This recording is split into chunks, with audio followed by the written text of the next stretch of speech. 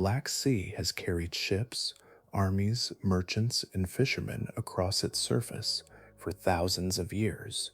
6 countries now share its coastline. Major rivers pour into it from across Europe. Cargo vessels cross it every day. Fishing boats leave its ports every morning. And from the shore, there is little to suggest that anything about this sea is fundamentally different from any other. But descend far enough, and the Black Sea changes completely. Below roughly 500 to 650 feet, oxygen disappears. Not simply less oxygen, essentially none. Instead, the deep water contains hydrogen sulfide, a highly toxic compound that interferes with cellular respiration and can be lethal at sufficiently high concentrations. This oxygen-free layer occupies roughly 90% of the Black Sea's water volume, extending through the deep basin toward a seafloor more than 7,000 feet below the surface. And this is not pollution from a single industrial accident. The chemistry has been developing naturally for thousands of years. The same conditions that make the deep Black Sea hostile to most complex life have also created something extraordinary. Wood-eating organisms cannot survive in those oxygen-free depths.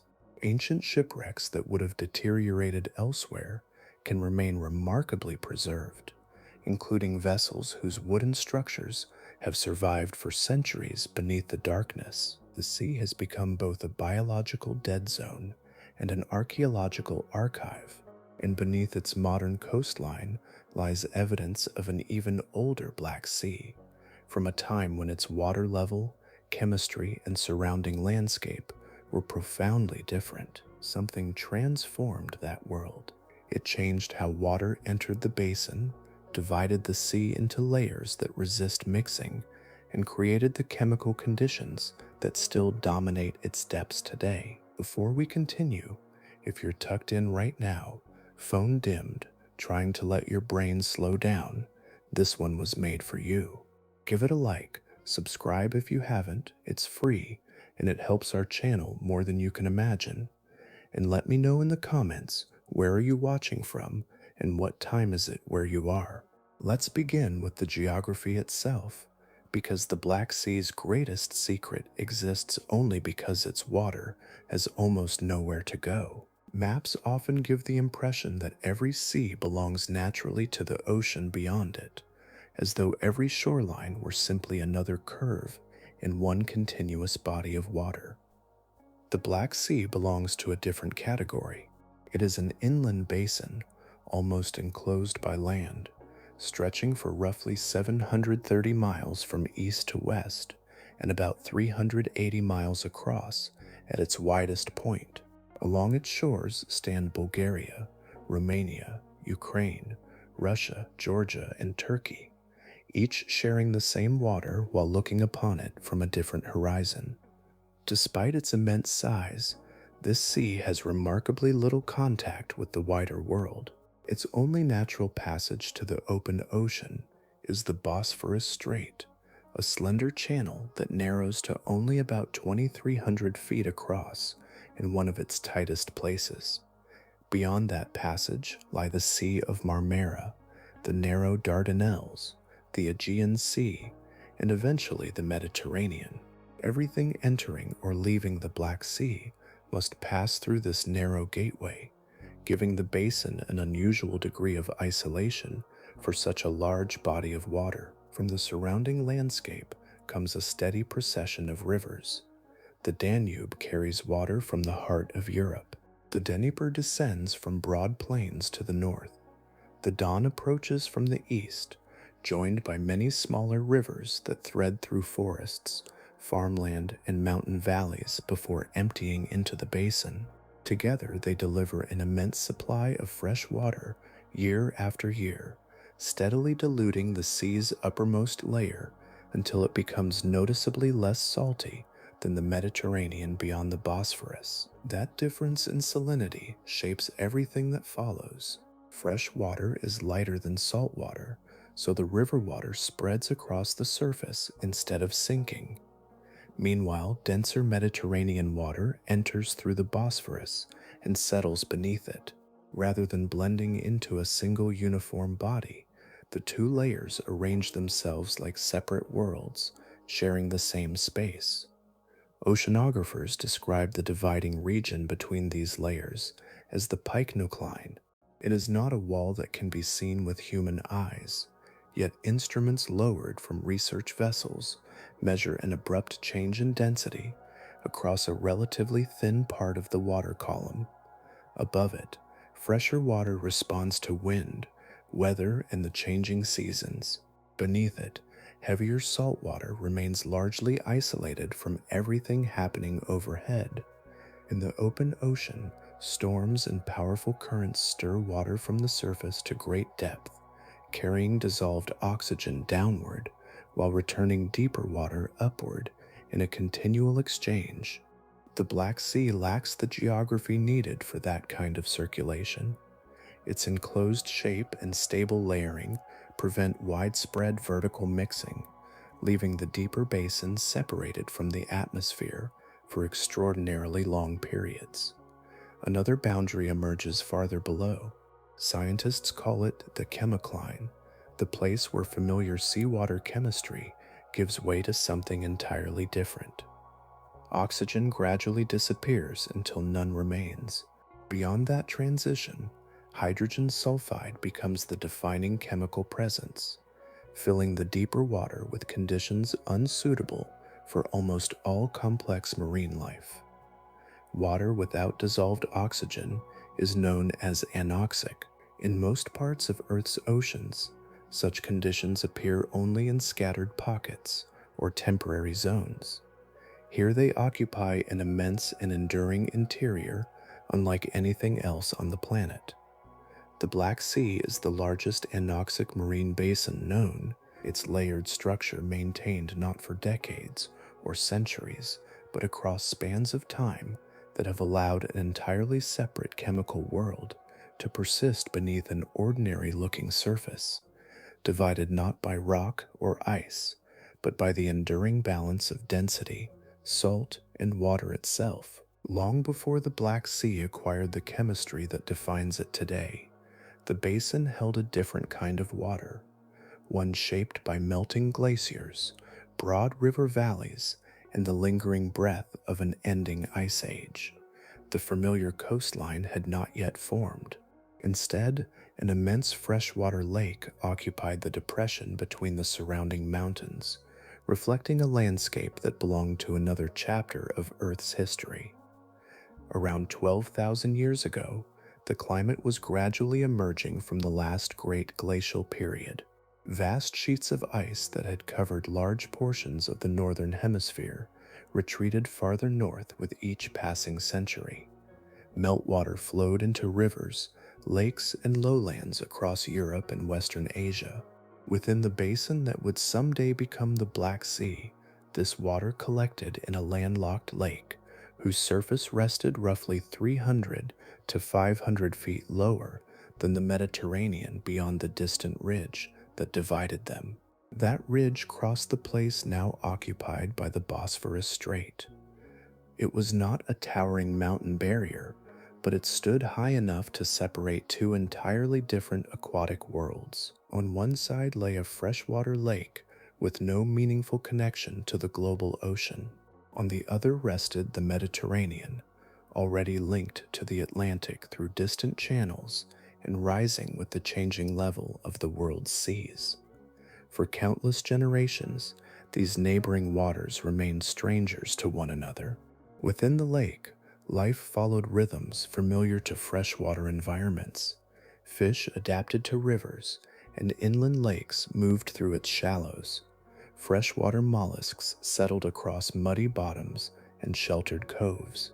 Dense beds of aquatic plants spread through sheltered inlets where sunlight reached the lake floor. Without marine predators or saltwater competition, these communities evolved in prolonged isolation, gradually becoming part of an ecosystem unlike the seas beyond the natural barrier. The rivers feeding this basin arrived from an enormous watershed stretching across much of Central and Eastern Europe. The Danube wandered through forests and plains before entering the lake from the west. The Dnieper descended from northern landscapes shaped by ancient glaciers. Many smaller rivers joined them, carrying minerals, sediment, fallen leaves, and nutrients gathered over hundreds of miles. Every season renewed the freshwater basin, yet there remained no outlet large enough to balance this constant inflow through direct passage to the ocean. Along these shores, human communities found dependable ground on which to build their lives. Early Neolithic settlements appeared beside fertile river mouths and gentle bays where fishing, farming, and gathering could be practiced together. During the Chalcolithic period, villages became more established, supported by cultivated fields, domesticated animals, and expanding trade between neighboring settlements. Clay vessels, polished stone tools, woven baskets, and wooden homes reflected societies growing steadily beside waters that seemed as enduring as the surrounding hills. The shoreline itself offered an inviting place to remain. Seasonal floods enriched nearby soils, while fish provided a dependable source of food throughout much of the year. Waterways also served as natural routes linking communities, separated by long distances over land. Families raised children who inherited the same fields, the same fishing grounds, and the same familiar horizon their parents had known. Few features of the landscape suggested that the basin beneath them belonged to a temporary arrangement of climate and geology rather than a permanent home. Yet beyond the unseen ridge, the wider world was changing.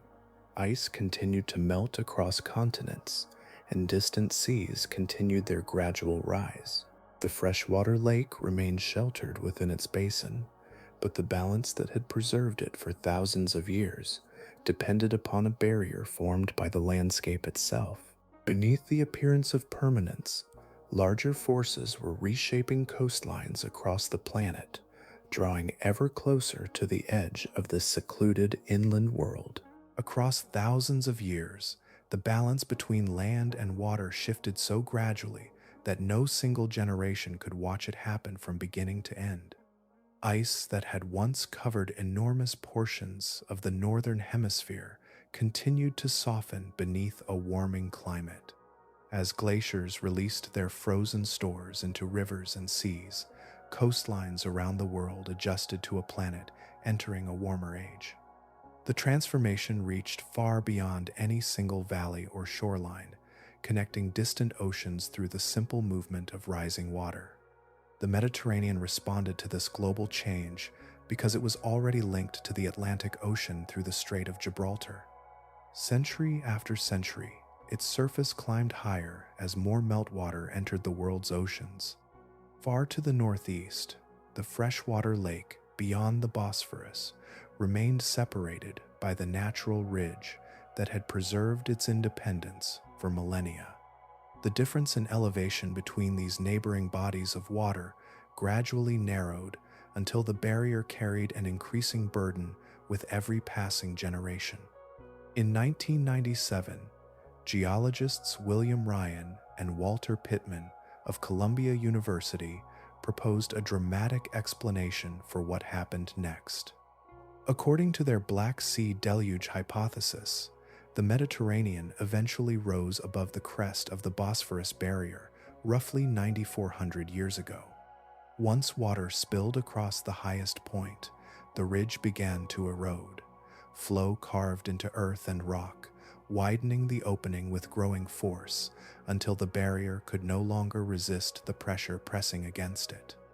Ryan and Pittman envisioned an extraordinary torrent pouring into the lower freshwater basin. They estimated a discharge comparable to roughly 200 Niagara Falls flowing at the same time. Instead of a river gradually changing course, an entire sea began rushing into another basin whose surface lay hundreds of feet below.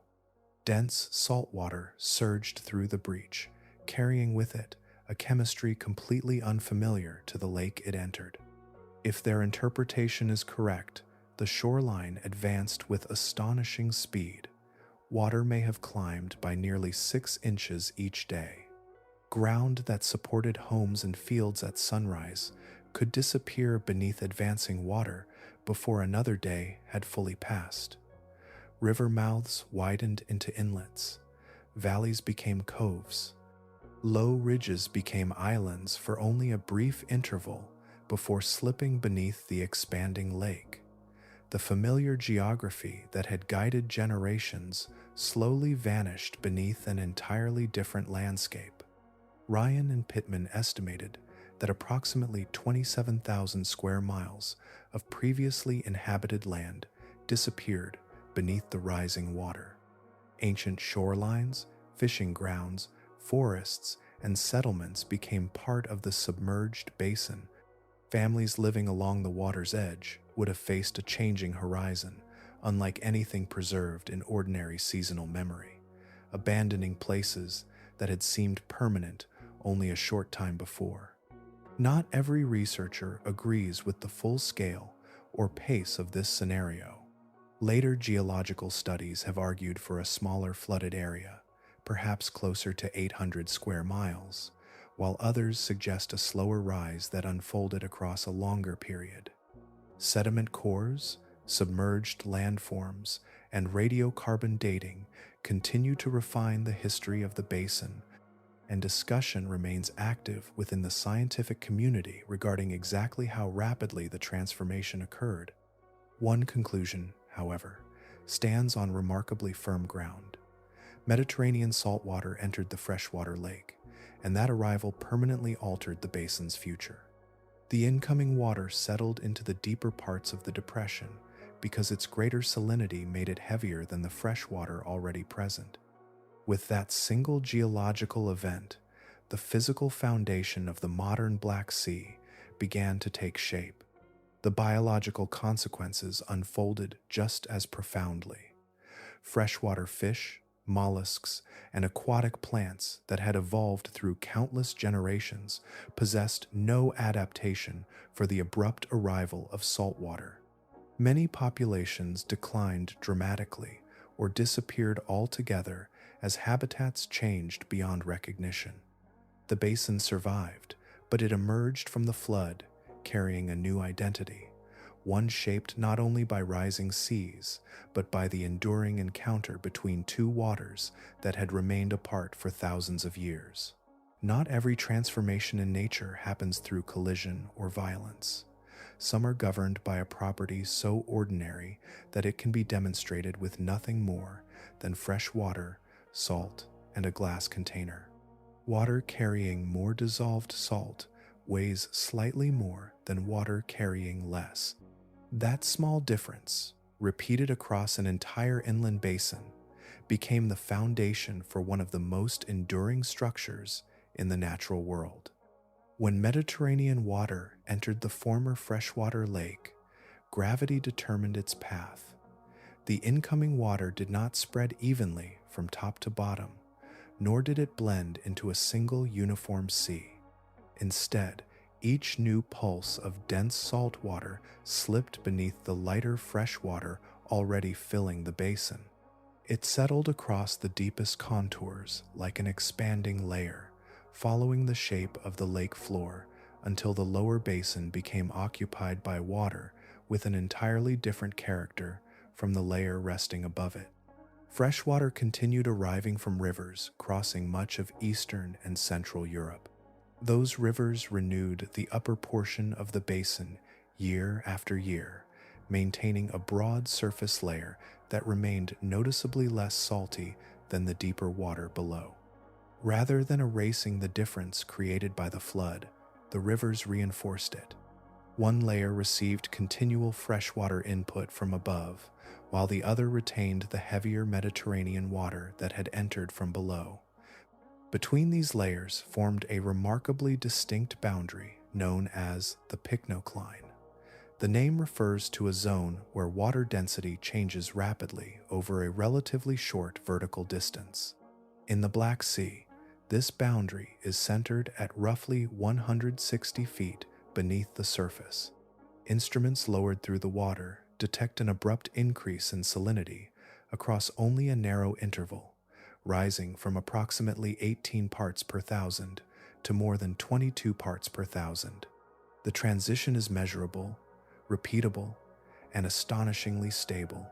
Although the sea appears unified from above, the pycnocline divides it into two separate physical environments. Wind can stir the surface for days. Winter storms can overturn the upper waters.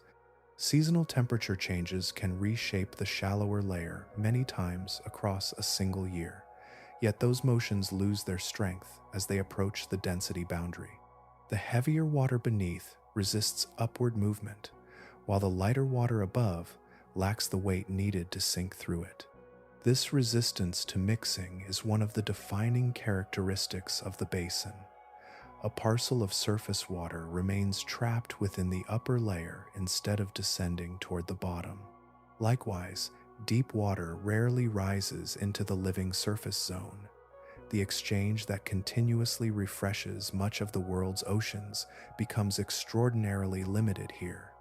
Instead of one circulating body of water, the Black Sea functions as two long-lasting layers sharing the same shoreline. What makes this arrangement especially remarkable is its persistence. Geological evidence indicates that the stratified structure has remained in place for approximately 7,500 years. Across that immense span, storms have crossed the basin, droughts have altered river flow, earthquakes have shaken the surrounding region, and climates have warmed and cooled. None of these events has erased the density boundary established after Mediterranean water first entered the basin. It stands among the most enduring physical features known in any marine environment. The Bosphorus continues to reveal this hidden architecture every day. Near the surface, the fresher waters of the Black Sea drift southward toward the Sea of Marmara. Beneath them, heavier Mediterranean water moves northward through the very same channel, replacing deep water without disrupting the layered arrangement. Two currents travel through one narrow passage in opposite directions, each following the density that defines it. The basin, therefore, became more than a flooded landscape. It became a sea organized by physics, where the difference between fresh water and salt water established a lasting framework that has guided every chemical, biological, and geological process unfolding beneath its surface ever since. A descent through the Black Sea is not defined only by increasing depth. It is also a passage through changing chemistry, where familiar seawater gradually gives way to an environment governed by entirely different rules. Long after sunlight begins to fade, another boundary appears, one that cannot be recognized by color alone. It exists within the water itself, separating two chemical worlds that rarely meet.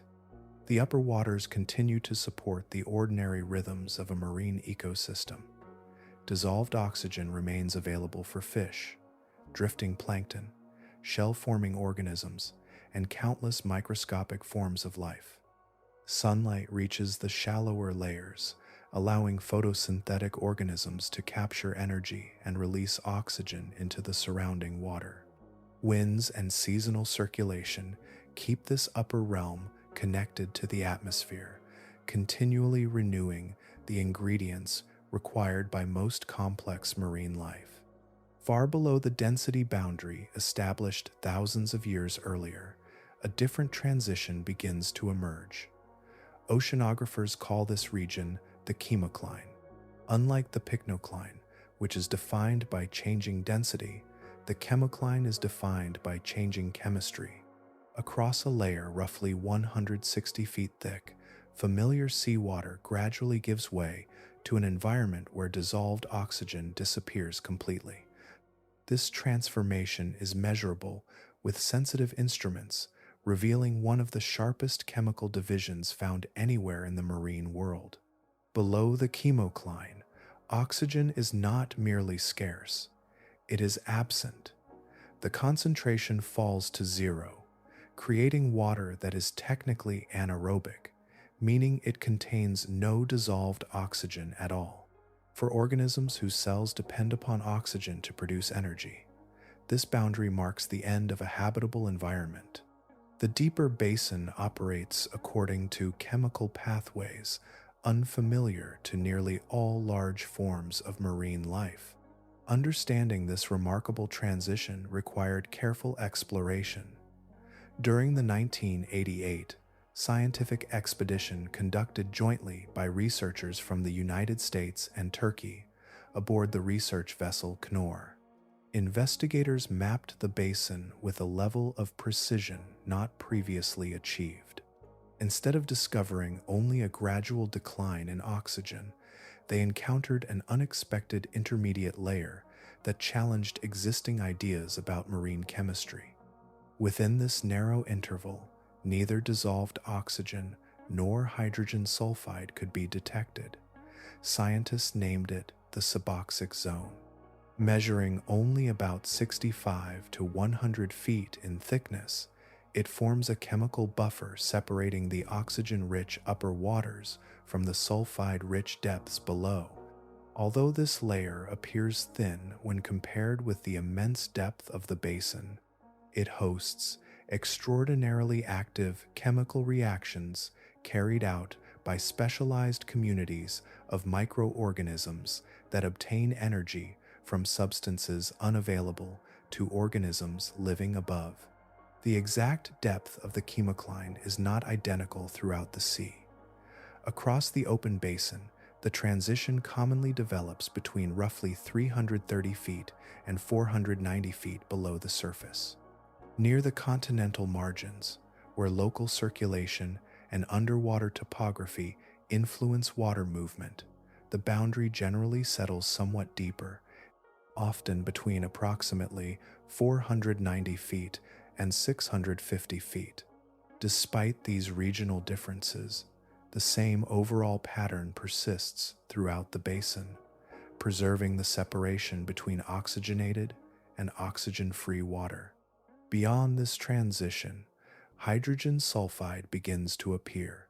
Produced over long periods by microorganisms living without oxygen, the compound accumulates because the deep water remains largely isolated from the atmosphere.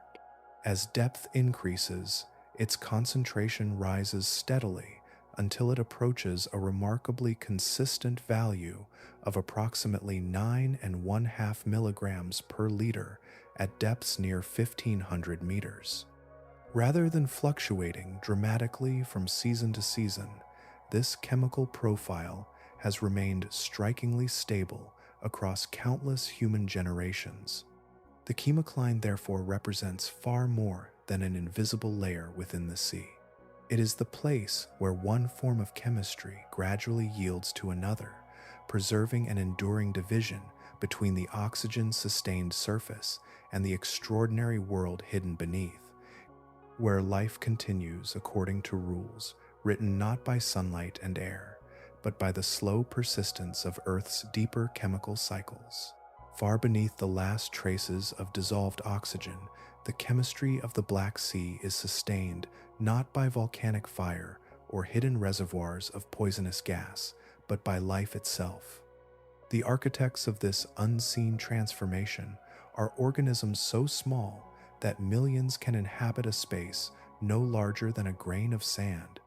Their presence is easily overlooked, yet together they have reshaped an entire sea through the patient rhythm of metabolism carried out across thousands of years. Most familiar forms of life depend upon oxygen to release energy from food. In the deeper waters of the Black Sea, that pathway is impossible because dissolved oxygen has vanished completely. Even there, however, microscopic life does not disappear. Instead, another community flourishes, one adapted to conditions that would prevent nearly all larger organisms from surviving. These microorganisms belong to a group known as sulfate-reducing bacteria, and they have become the dominant chemical engineers of the deep basin. The salt water that entered from the Mediterranean carried abundant sulfate dissolved within it. For these bacteria, sulfate serves a role similar to the one oxygen serves for animals and many other organisms. During their metabolism, they consume organic material drifting downward from the productive surface waters while using dissolved sulfate to complete the chemical reactions that release energy. The final waste product of this process is hydrogen sulfide, the same compound recognized by its characteristic odor when encountered near marshes, decaying organic matter, or certain volcanic springs. Scientists refer to this pathway as anaerobic sulfate reduction. The term simply describes life continuing without dissolved oxygen while relying upon sulfate instead. In many parts of the world's oceans, this process occurs only within thin layers of seafloor sediment, where oxygen has already been exhausted. The Black Sea presents an extraordinary exception. Here, the deep basin provides an immense volume of permanently oxygen-free water, allowing these microorganisms to carry out the same chemistry throughout an environment vastly larger than almost anywhere else on Earth. This hidden industry has continued for approximately 7,500 years. Every hour, countless bacteria consume sinking organic matter and generate fresh hydrogen sulfide. Together, they produce approximately 10,000 tons of the compound each day across the water column and the underlying sediments. No single organism contributes more than an immeasurably small amount, yet the combined activity of untold trillions steadily reshapes the chemistry of the entire basin. Hydrogen sulfide does not originate exclusively from bacterial metabolism. Geological fractures beneath the seafloor release additional quantities from deeper rocks. Mud volcanoes slowly transport chemically altered fluids upward through layers of sediment. Certain deposits, known as gas hydrates, can also contribute as they gradually decompose beneath suitable conditions. These sources are genuine parts of the basin's chemical story, but together they represent only a minor contribution when compared with the immense and continuous production carried out by sulfate-reducing bacteria. The bacteria themselves are not unusual organisms found only in this sea. Similar communities inhabit marine sediments throughout the world's oceans, estuaries, salt marshes, and coastal mudflats. Wherever oxygen disappears and sulfate remains available, these microorganisms begin performing the same fundamental chemistry. What distinguishes the Black Sea is not the microbes, but the remarkable setting in which they live. Nowhere else do they occupy a marine basin so thoroughly isolated, so consistently stratified, and so richly supplied with dissolved sulfate over such an enormous volume of water. Because the deep layers remain separated from the oxygenated surface, the hydrogen sulfide produced each day has almost no opportunity to escape or become oxidized back into other compounds. Generation continues, while removal remains extremely limited. Century after century, the dissolved gas accumulated within the lower basin until it reached an estimated total of approximately 4,600 trillion grams. That immense reservoir did not appear through a single catastrophic event. It emerged from the patient labor of microscopic life, repeating the same ancient chemistry without interruption across 75 centuries, beneath the waters above. Hydrogen sulfide is invisible. It carries no color that would warn of its presence beneath the surface, no dark stain spreading through the water to announce where it begins. Yet, the compound possesses one of the most recognizable odors in nature, the familiar scent of rotten eggs. Human beings and many other animals can detect it at concentrations as low as 1/2 of 1 part per billion, making the human sense of smell remarkably sensitive to even the faintest traces drifting through the air. That sensitivity serves an important biological purpose because hydrogen sulfide is far more than an unpleasant smelling gas. At relatively low concentrations, it can produce headaches, nausea, dizziness, and disorientation. As exposure increases, the danger rises with alarming speed. High concentrations may cause unconsciousness within seconds, followed by death within minutes if exposure continues. In enclosed environments, the compound has long been recognized as one of the most dangerous, naturally occurring, toxic gases encountered by workers in wells, sewers, petroleum facilities, and certain volcanic regions. Its destructive effect reaches into one of the most fundamental processes sustaining complex life. Hydrogen sulfide attaches itself to the same essential cellular enzyme targeted by cyanide, an enzyme known as cytochrome C oxidase. Under ordinary conditions, this enzyme allows cells to use oxygen in the production of energy.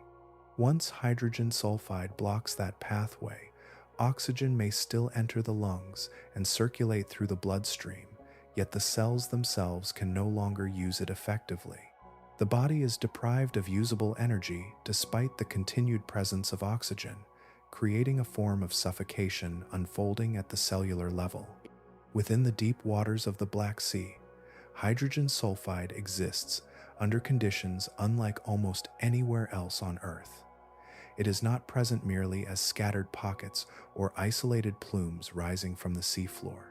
Instead, the dissolved compound fills roughly 90% of the entire water column beneath the chemocline. Concentrations remain high enough to prevent virtually every familiar multicellular marine organism from establishing permanent populations in those depths. The poison is woven into the water itself rather than drifting through it as a temporary contaminant. Hydrogen sulfide possesses another property that adds to its scientific significance. When mixed with air, it becomes both flammable and potentially explosive across a broad range of concentrations, extending from approximately 4% to 46% by volume. Under the stable conditions of the Black Sea, the gas remains dissolved beneath the layered structure established thousands of years ago. Even so, researchers carefully study any process capable of rapidly transporting large volumes of deep water upward, because changes affecting dissolved gases deserve careful attention in such an unusual environment. For larger marine animals, the consequence of this chemistry is absolute. Fish cannot inhabit the deep basin. Crabs, shrimp, sea stars, corals, and other familiar invertebrates disappear long before the hydrogen sulfide-rich waters begin. Beyond the chemocline, the landscape continues without the larger forms of life commonly associated with the ocean. The seafloor remains free from grazing animals, swimming predators, and the intricate food webs found in oxygenated marine environments. Life does not end there entirely. It simply changes its strategy. Specialized chemosynthetic microorganisms occupy the deep basin, drawing energy from chemical reactions involving hydrogen sulfide instead of relying upon sunlight or dissolved oxygen. These microscopic communities have evolved to flourish where nearly every larger creature would perish. In the Black Sea, a compound feared for its toxicity has become the very foundation supporting the only enduring ecosystem capable of inhabiting the vast hidden world beneath the living waters above. There is water in the Black Sea that has remained separated from the living world for longer than nearly every civilization has existed. It rests beneath the chemocline, beyond the reach of ordinary circulation, carrying within it the memory of an ancient transformation that has endured through thousands of years.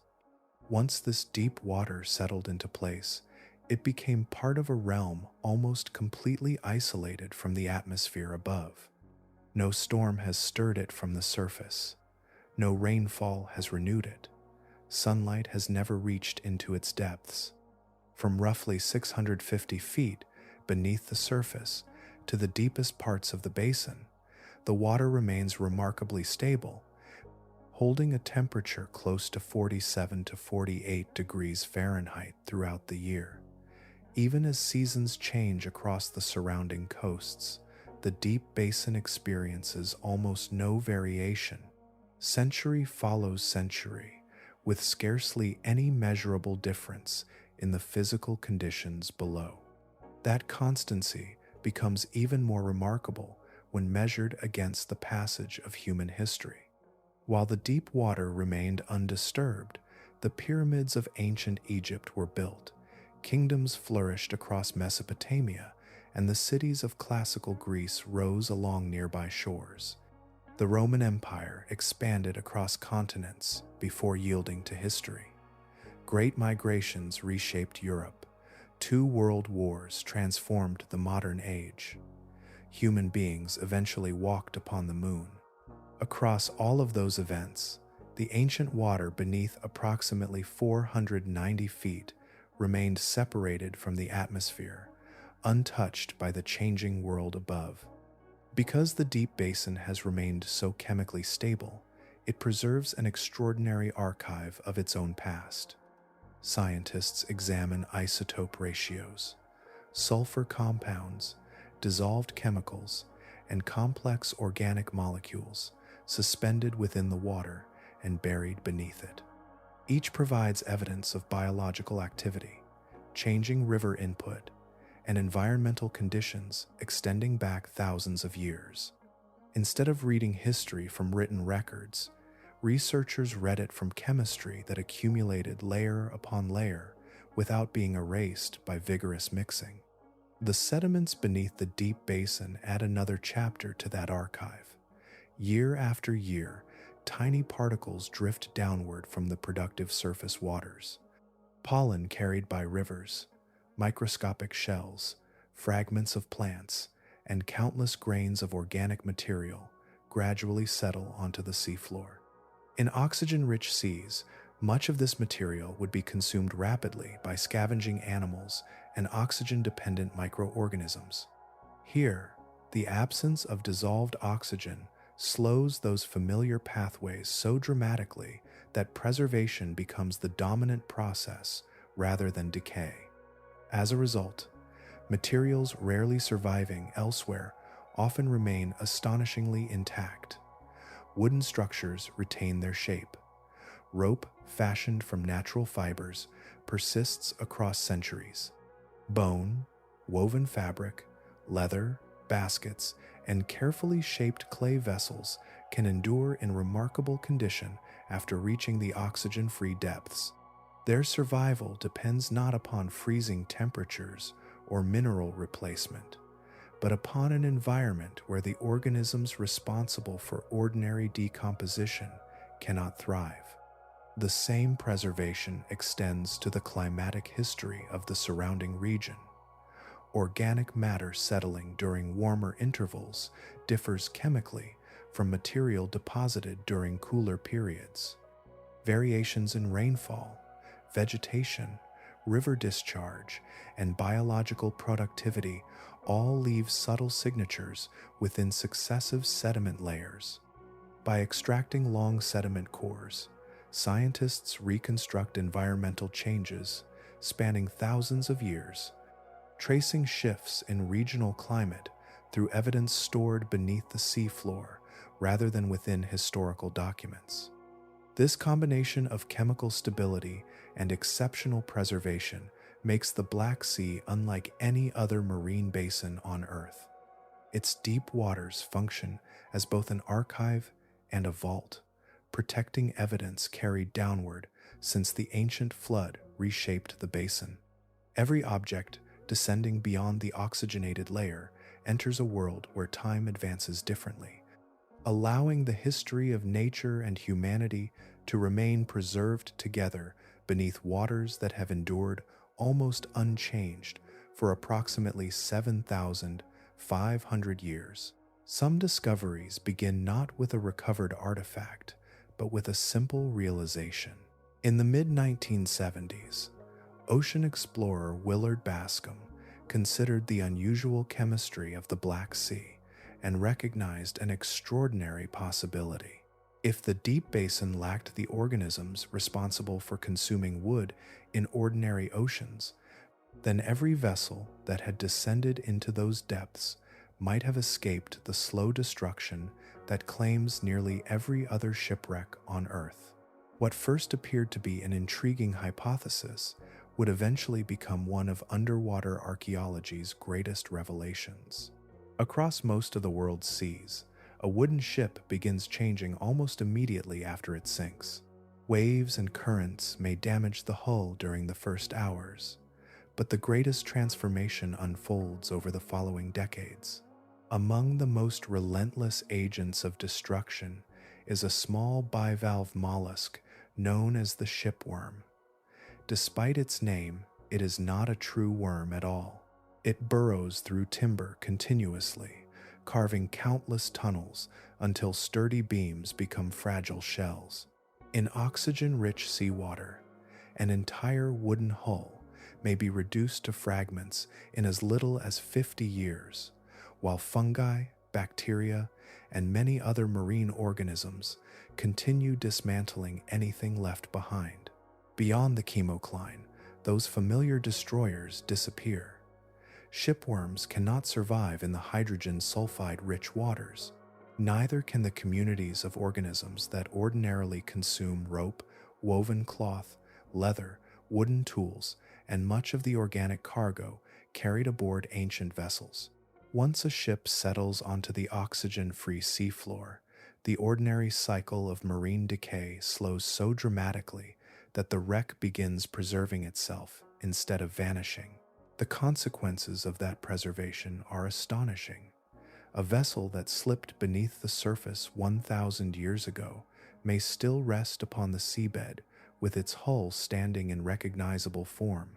A ship lost 2,000 years ago can preserve its mast, steering equipment, storage jars, and carefully arranged cargo. Coiled ropes may remain where sailors left them. Wooden planks retain the marks of tools that shaped them long before the modern age. Rather than dissolving into scattered debris, entire ships survive as complete moments suspended within history. These remarkable expectations received powerful confirmation through the Black Sea Maritime Archaeology Project, conducted between 2015 and 2017. Using sophisticated multi-beam sonar, together with remotely operated underwater vehicles, researchers surveyed more than 2,000 square kilometers of the seafloor. Their exploration documented over 60 shipwrecks, representing approximately 2,500 years of maritime history. Expedition leader John Adams described the collection as one of the finest underwater museums of ships and seafaring anywhere in the world, a description supported not by exhibition halls or restored displays, but by vessels resting exactly where they came to their final stop. The discoveries span an extraordinary range of cultures and eras. Small Hellenistic trading vessels lie within the same basin as larger Byzantine merchant ships, each reflecting different traditions of shipbuilding, navigation, and commerce. Every wreck preserves a distinct chapter of human movement across the sea, recording the materials people carried, the technologies they mastered, and the routes connecting distant communities. Catastrophe ended each voyage, yet the surrounding chemistry transformed those losses into enduring historical records. Modern technology has allowed these fragile witnesses to be studied with remarkable care. Researchers combined laser scanning with photogrammetry to construct highly detailed, three-dimensional digital models of entire shipwrecks without disturbing the original remains. Those digital reconstructions became the basis for precise three-dimensional printed replicas, allowing archaeologists and historians to examine structural details while leaving the authentic vessels undisturbed beneath the water that has protected them for centuries. The same environment that excluded familiar marine life also preserved the craftsmanship of forgotten shipbuilders, creating a place where history did not simply sink beneath the waves.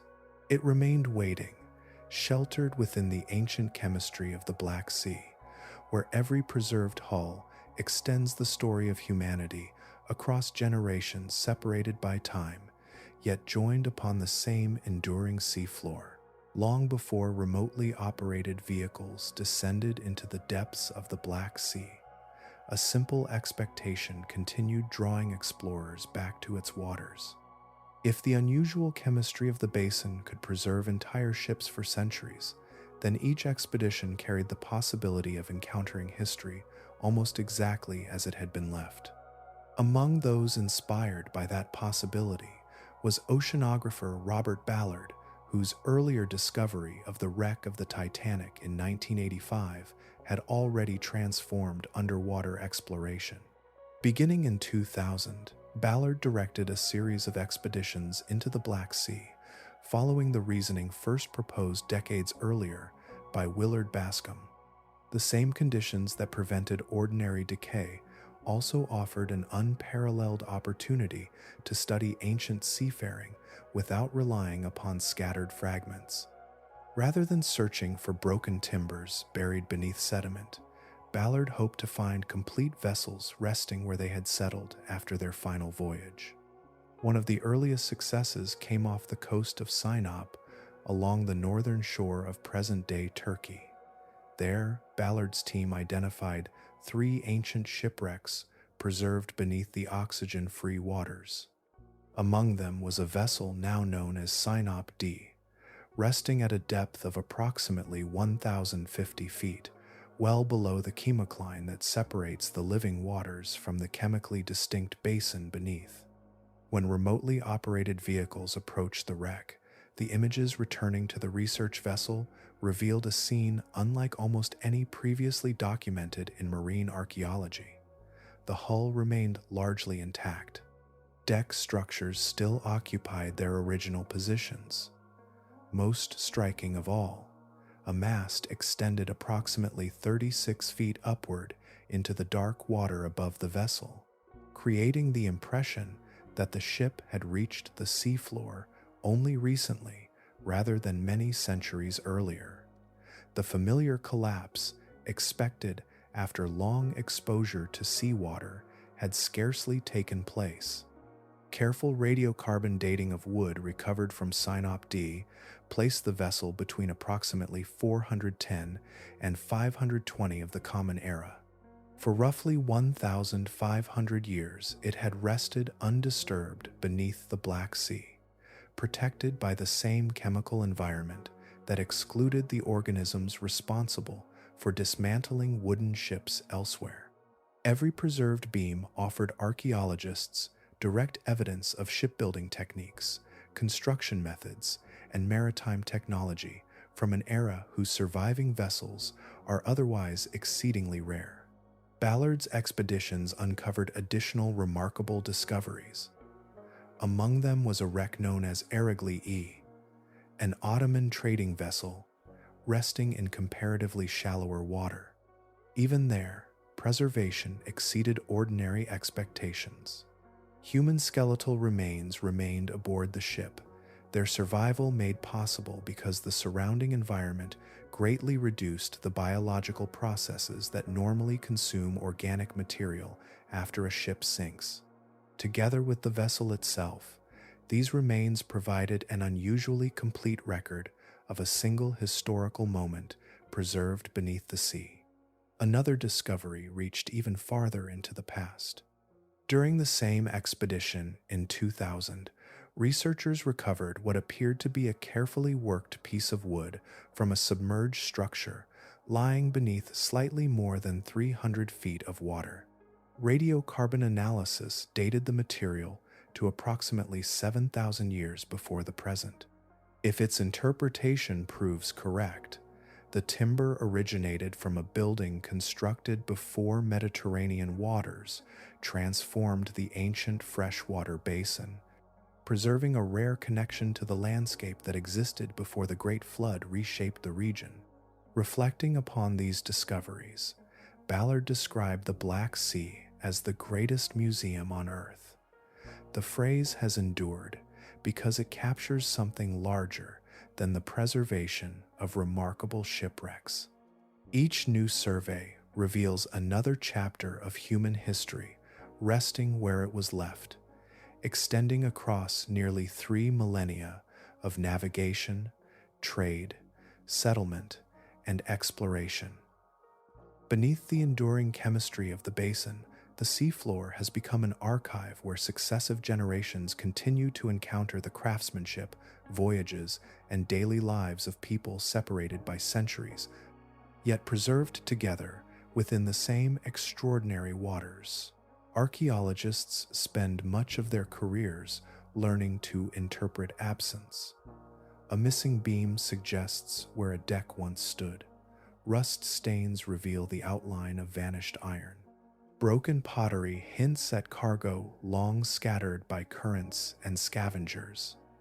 Within the deep reaches of the Black Sea, those familiar expectations begin to dissolve. Instead of piecing together fragments, researchers encounter vessels that remain astonishingly complete, allowing the past to appear with a clarity rarely granted beneath the sea. Among the most remarkable discoveries made by the Black Sea Maritime Archaeology Project are ships dating to the Byzantine period, spanning approximately the 4th through the 10th centuries of the Common Era. These merchant vessels belong to a civilization whose maritime networks connected Constantinople with ports scattered around the Black Sea, carrying grain, wine, oil, ceramics, timber, textiles, and countless other goods between thriving coastal communities. Their preservation exceeds what generations of archaeologists working in oxygen-rich waters believed possible. One particularly revealing site, designated Chersonesos A, lies off the southern coast of Crimea at a depth of approximately 443 feet. During investigations conducted in 2007, Robert Ballard's team examined the cargo resting within the vessel. Nearly 200 ceramic storage jars remained where they had settled after the ship descended to the seafloor. Similar containers served as the standard shipping vessels of Byzantine coastal commerce, transporting valuable products across regional trading routes linking distant harbors through regular maritime exchange. The jars had survived with extraordinary fidelity. Their surfaces retained the original orange color given to them during firing almost 1,000 years earlier. Instead of appearing faded, stained, or heavily encrusted, they looked remarkably fresh beneath the surrounding water. Their appearance suggested objects recently placed aboard rather than cargo, resting undisturbed through centuries of changing kingdoms, shifting coastlines, and the passing of generations above. Elsewhere, across the surveyed basin, additional discoveries reinforced the same remarkable pattern. Several newly documented wrecks still carried their masts, standing upright above the decks. They had neither collapsed beneath their own weight, nor disappeared beneath accumulating sediment. Rising vertically through the dark water, these wooden spars remained fixed in the positions where sailors last secured them before disaster interrupted their voyage. Such preservation offers marine archaeologists an opportunity almost unknown elsewhere, allowing complete vessel architecture to be studied instead of reconstructed through educated inference. Organic materials demonstrate equally remarkable endurance. Rope recovered from one Roman-era ship retained both its structure and a surprising degree of flexibility, despite centuries beneath the sea. Fibers that ordinarily would have vanished long ago remained recognizable because the microorganisms and larger marine organisms responsible for consuming such material could not survive within the surrounding chemical environment. Objects normally considered among the most fragile archaeological remains became some of the most enduring. As discoveries accumulated, the broader historical picture also became clearer. The seafloor revealed not merely isolated losses, but an extensive record of Byzantine maritime commerce. Dozens of merchant vessels documented across the basin illuminate shipping patterns connecting Constantinople with the grain-producing ports of Crimea and commercial routes extending toward the Caucasus. Cargoes, construction methods, anchors, tools, and ceramic containers together provide evidence of how merchants supplied cities, exchanged regional products, and maintained economic connections across an interconnected world sustained by the sea. These vessels challenge the ordinary meaning of the word shipwreck. They are not scattered remnants requiring imagination to restore missing forms. Their hulls remain coherent, their cargoes continue telling the purpose of each voyage, and the tools left aboard preserve traces of everyday work interrupted without warning. Every ceramic jar, every standing mast, every surviving length of rope contributes another sentence to a history written not only by emperors and chronicles, but also by anonymous sailors whose final journeys remain preserved beneath the enduring waters of the Black Sea.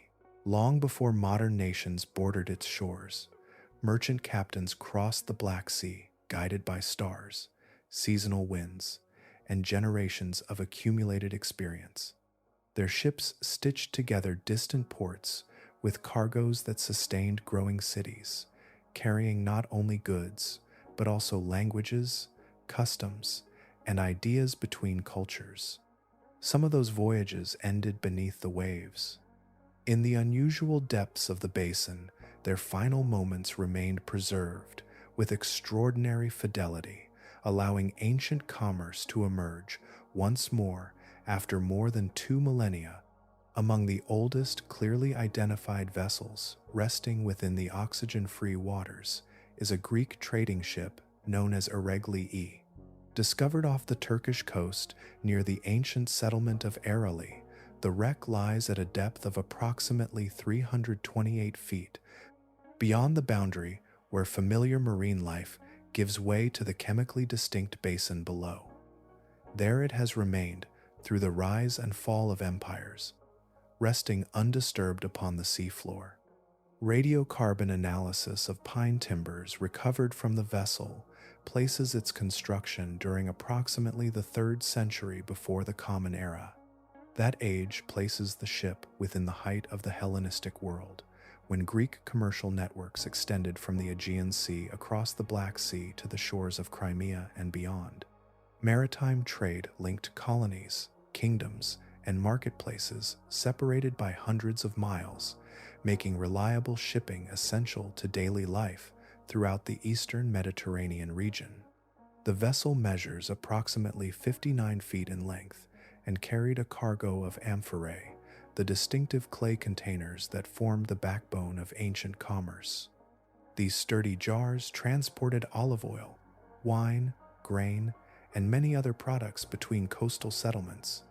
Their characteristic shapes varied from region to region, allowing archaeologists to identify where they were manufactured and often to reconstruct the commercial connections that brought them aboard a particular ship. Every surviving amphora contributes another clue to the economic geography of the ancient world. The preservation of Ereğli extends far beyond its cargo. Its keel and supporting frames remain sufficiently intact for researchers to construct detailed, 3-dimensional digital models of the ship's architecture. Those reconstructions reveal practical decisions made by Hellenistic shipbuilders, including the arrangement of structural timbers, the proportions of the hull, and techniques used to create vessels capable of transporting heavy cargo across open water. In oxygen-rich seas, such delicate evidence would almost certainly have disappeared centuries ago, leaving only scattered fragments for interpretation. For Greek civilization, the Black Sea represented far more than a distant frontier. It served as one of the principal maritime arteries, supporting the prosperity of numerous cities. Grain harvested across the fertile plains of Crimea supplied growing populations, including the people of Athens, during periods of increasing demand. Timber gathered from the forests of Colchis provided valuable construction material for ships and buildings.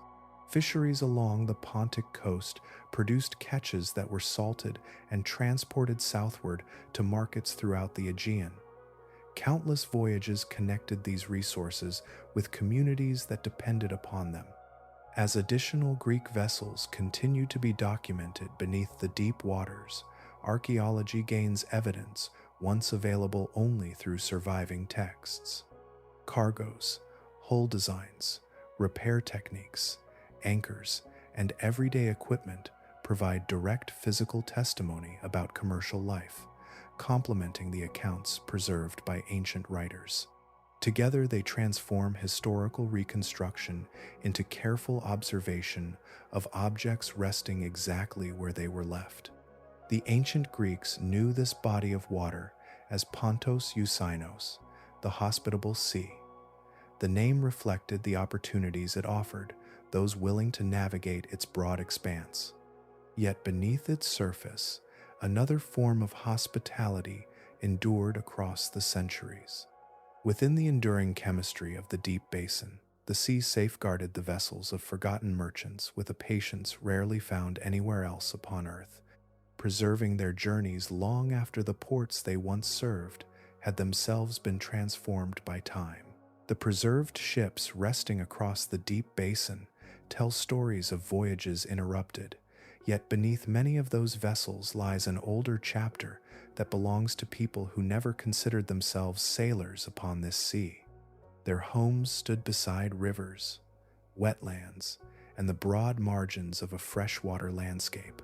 They gathered timber, shaped clay, tended fields, and built villages upon ground that, in their lifetime, remained entirely dry. The waters covering those places today arrived only after their world had already taken shape. When Mediterranean water crossed the Bosphorus and entered the ancient basin, the shoreline changed in ways that continue to be studied and debated. Some interpretations suggest that the advancing water moved rapidly enough to overtake inhabited lowlands within the span of generations rather than across many centuries. Whether gradual in some places or swift in others, the transformation ultimately erased familiar coastlines, replacing fields and settlements with expanding water that permanently altered the geography of southeastern Europe. Evidence of that earlier landscape survives beneath the modern Black Sea. Along the western coastline near present-day Bulgaria and Romania, archaeologists have identified at least 18 confirmed prehistoric settlement sites resting below the surface. Some lie beneath relatively shallow water, while others extend toward deeper parts of the basin where preservation becomes increasingly remarkable. These discoveries reveal that human communities once occupied terrain, now hidden beneath the sea. What researchers encounter at these locations differs profoundly from scattered artifacts transported by waves or currents. The remains often survive exactly where ancient people left them. Pottery rests within the original occupation layers. Hearths remain in place where fires once burned. Wooden support posts continue standing within the sediment that gradually enclosed them after the landscape disappeared beneath rising water. Organic material has endured sufficiently well to permit precise radiocarbon dating, allowing archaeologists to establish reliable chronologies for settlements that vanished thousands of years ago.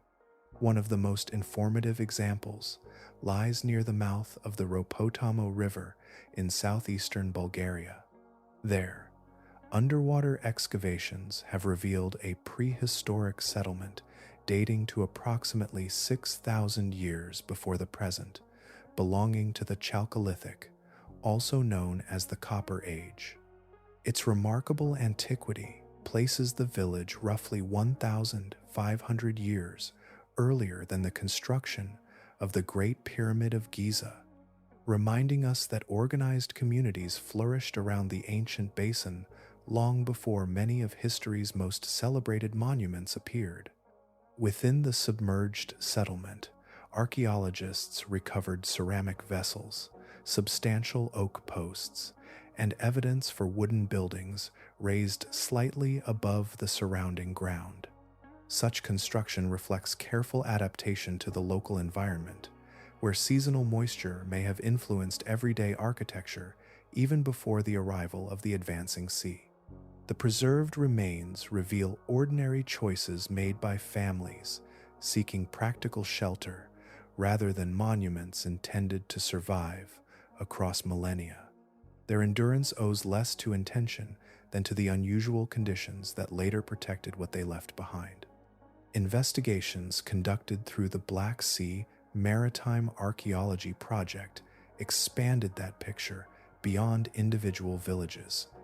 Embedded within submerged sediments, researchers documented extensive portions of an ancient landscape stretching for hundreds of yards. Former river valleys emerged from detailed mapping. Long vanished coastlines became recognizable once again. Buried forests marked places where trees had grown before rising water transformed the terrain.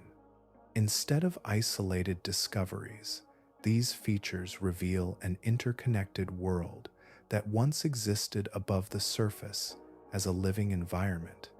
Together, these drowned landscapes offer a perspective unlike that provided by preserved ships alone. Merchant vessels record movement across water already present, while submerged settlements preserve memories of a world before that water claimed the land itself. Houses, hearths, wooden posts, and forgotten pathways remain enclosed beneath the Black Sea, preserving the traces of communities that built their lives beside a shoreline destined, through the slow unfolding of geological change, to disappear beneath the enduring waters that now cover their homes. Not every archive is written upon stone or preserved inside buried cities. Some endure within memory itself, carried from one generation to the next, until lived experience gradually becomes tradition, tradition becomes story, and story becomes legend. The waters of the Black Sea invite that possibility with unusual force, because the great transformation of its basin unfolded during an age when human communities already occupied the surrounding landscape. By the time Mediterranean water entered the ancient freshwater basin, villages had been established along its shores for many generations. Families cultivated nearby fields, harvested forests, gathered fish from rivers, and built homes where the land appeared dependable. As coastlines shifted and familiar ground disappeared beneath advancing water, those communities were forced to adapt. Some relocated only short distances, while others almost certainly followed rivers and valleys toward entirely new regions. Wherever they settled, they carried more than tools and possessions. They also carried memories. When geologists William Ryan and Walter Pittman presented the Black Sea Deluge hypothesis during the late 1990s, they proposed an idea extending beyond geology alone. In their scientific paper published in 1997, followed by a widely read book, they suggested that the memory of this extraordinary environmental change may have survived within some of humanity's oldest flood traditions. The proposal captured public imagination because it connected physical evidence preserved beneath the sea with stories preserved across countless generations. Among the oldest surviving literary works is the Epic of Gilgamesh, composed in ancient Mesopotamia more than 1,000 years before the earliest written versions of the biblical account of Noah. Within its narrative appears a remarkably detailed flood story. A man receives advance warning from the gods and constructs a great boat. Floodwaters overwhelm the land. After the waters begin to recede, birds are released to search for dry ground. These familiar elements later appear in other traditions, encouraging comparisons between stories separated by different cultures and long stretches of time. Ryan and Pittman suggested that such narratives, together with flood traditions found throughout regions surrounding the Black Sea, might preserve distant echoes of an actual environmental event.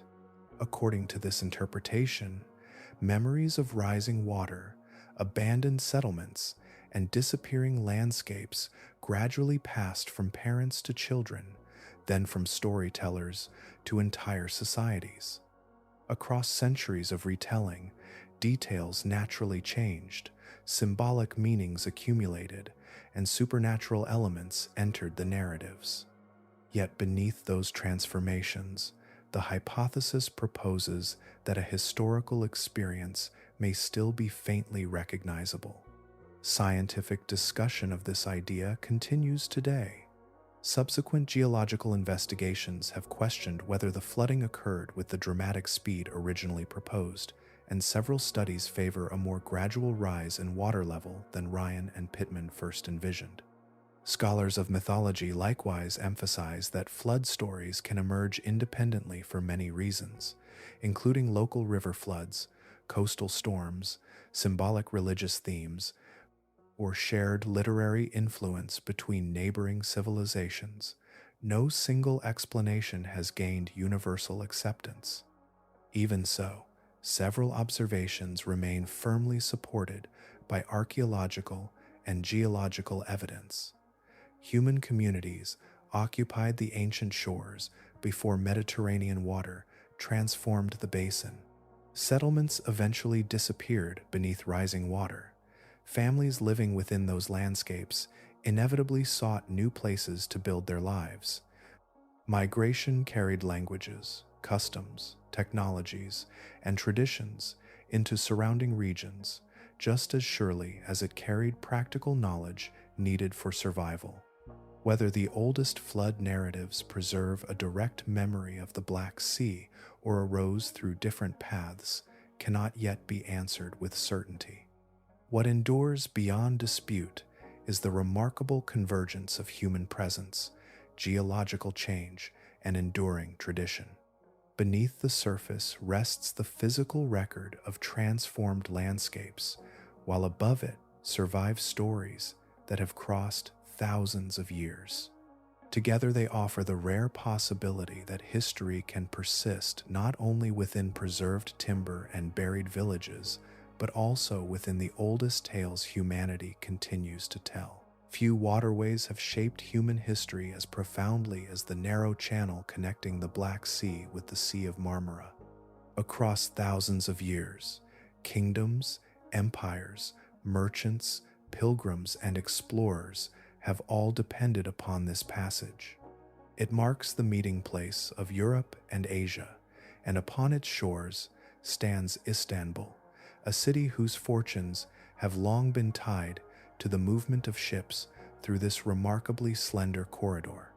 Yet beneath that familiar history lies a natural phenomenon almost invisible to those crossing its bridges or traveling aboard its ferries. The Bosphorus behaves unlike an ordinary strait. At every moment, two immense currents occupy the same channel, moving steadily in opposite directions. Rather than colliding into turbulence, they pass one another in layered motion, each following its own course. The result resembles two rivers sharing the same valley while flowing toward different destinations, separated not by land, but by differences in the density of the water itself. Near the surface, comparatively fresh water from the Black Sea travels southward toward the Sea of Marmara and eventually the Mediterranean. That movement is driven by a simple imbalance. More than a dozen major rivers continually empty into the Black Sea, delivering fresh water from an enormous watershed stretching across much of Eastern and Central Europe. Rainfall and river inflow together exceed the water lost through evaporation, creating a persistent surplus that slowly escapes through the Bosphorus. far below that upper current, beginning at approximately 50 feet beneath the surface. An entirely different journey unfolds. Dense, salty Mediterranean water moves northward through the same channel and enters the Black Sea from below. Because seawater containing greater concentrations of dissolved salt is heavier than fresher water, it naturally remains beneath the outgoing surface flow instead of mixing completely with it. Both currents, therefore, continue simultaneously, one gliding above the other with remarkable stability. This arrangement is not a temporary feature created by seasonal weather or shifting winds. It persists throughout the year, maintained by the enduring balance between fresh water entering the Black Sea and salt water arriving from the Mediterranean. The same contrast in density that organizes the vast interior of the basin also governs the movement of water through the Bosphorus. In many ways, the strait serves as the narrow gateway through which that layered structure is continuously maintained. The deeper Mediterranean inflow performs another important role beyond transporting salt. As it enters the southwestern portion of the Black Sea, it carries dissolved oxygen into intermediate depths.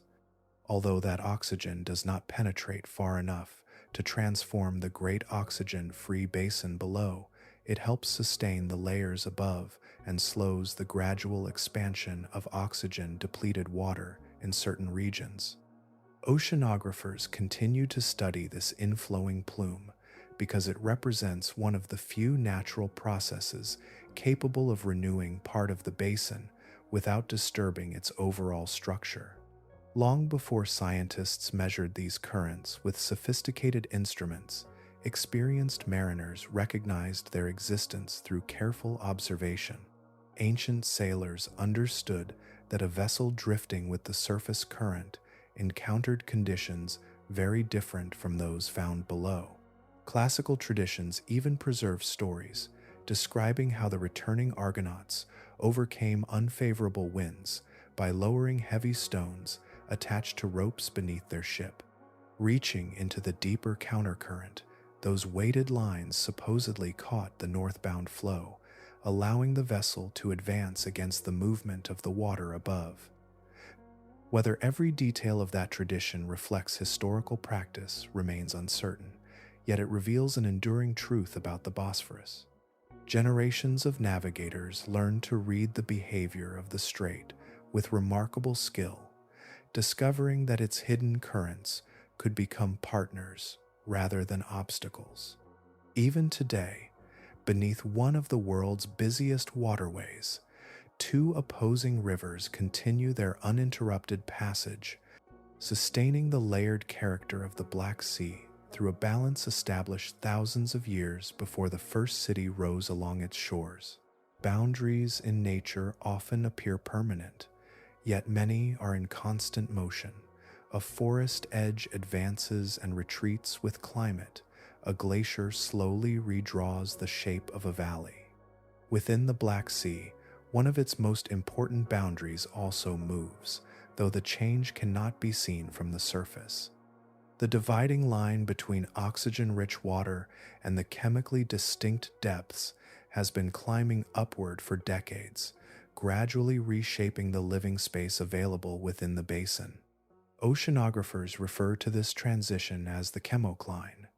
Rather than remaining fixed at a single depth, careful measurements collected over many years reveal that it has steadily risen toward the surface. The movement is gradual enough to escape casual observation, yet precise enough to be documented through repeated scientific surveys. Each upward shift slightly reduces the volume of water capable of supporting the rich communities of fish, plankton, and countless other organisms that depend upon dissolved oxygen.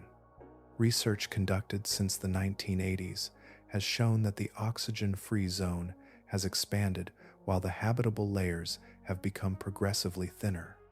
A comprehensive study published during 2016 concluded that the volume of livable water within the Black Sea had declined by nearly 40% compared with historical conditions. The basin has effectively become compressed from both directions, bounded below by ancient oxygen-free water and above by environmental changes affecting the surface. Several interconnected processes contribute to this transformation.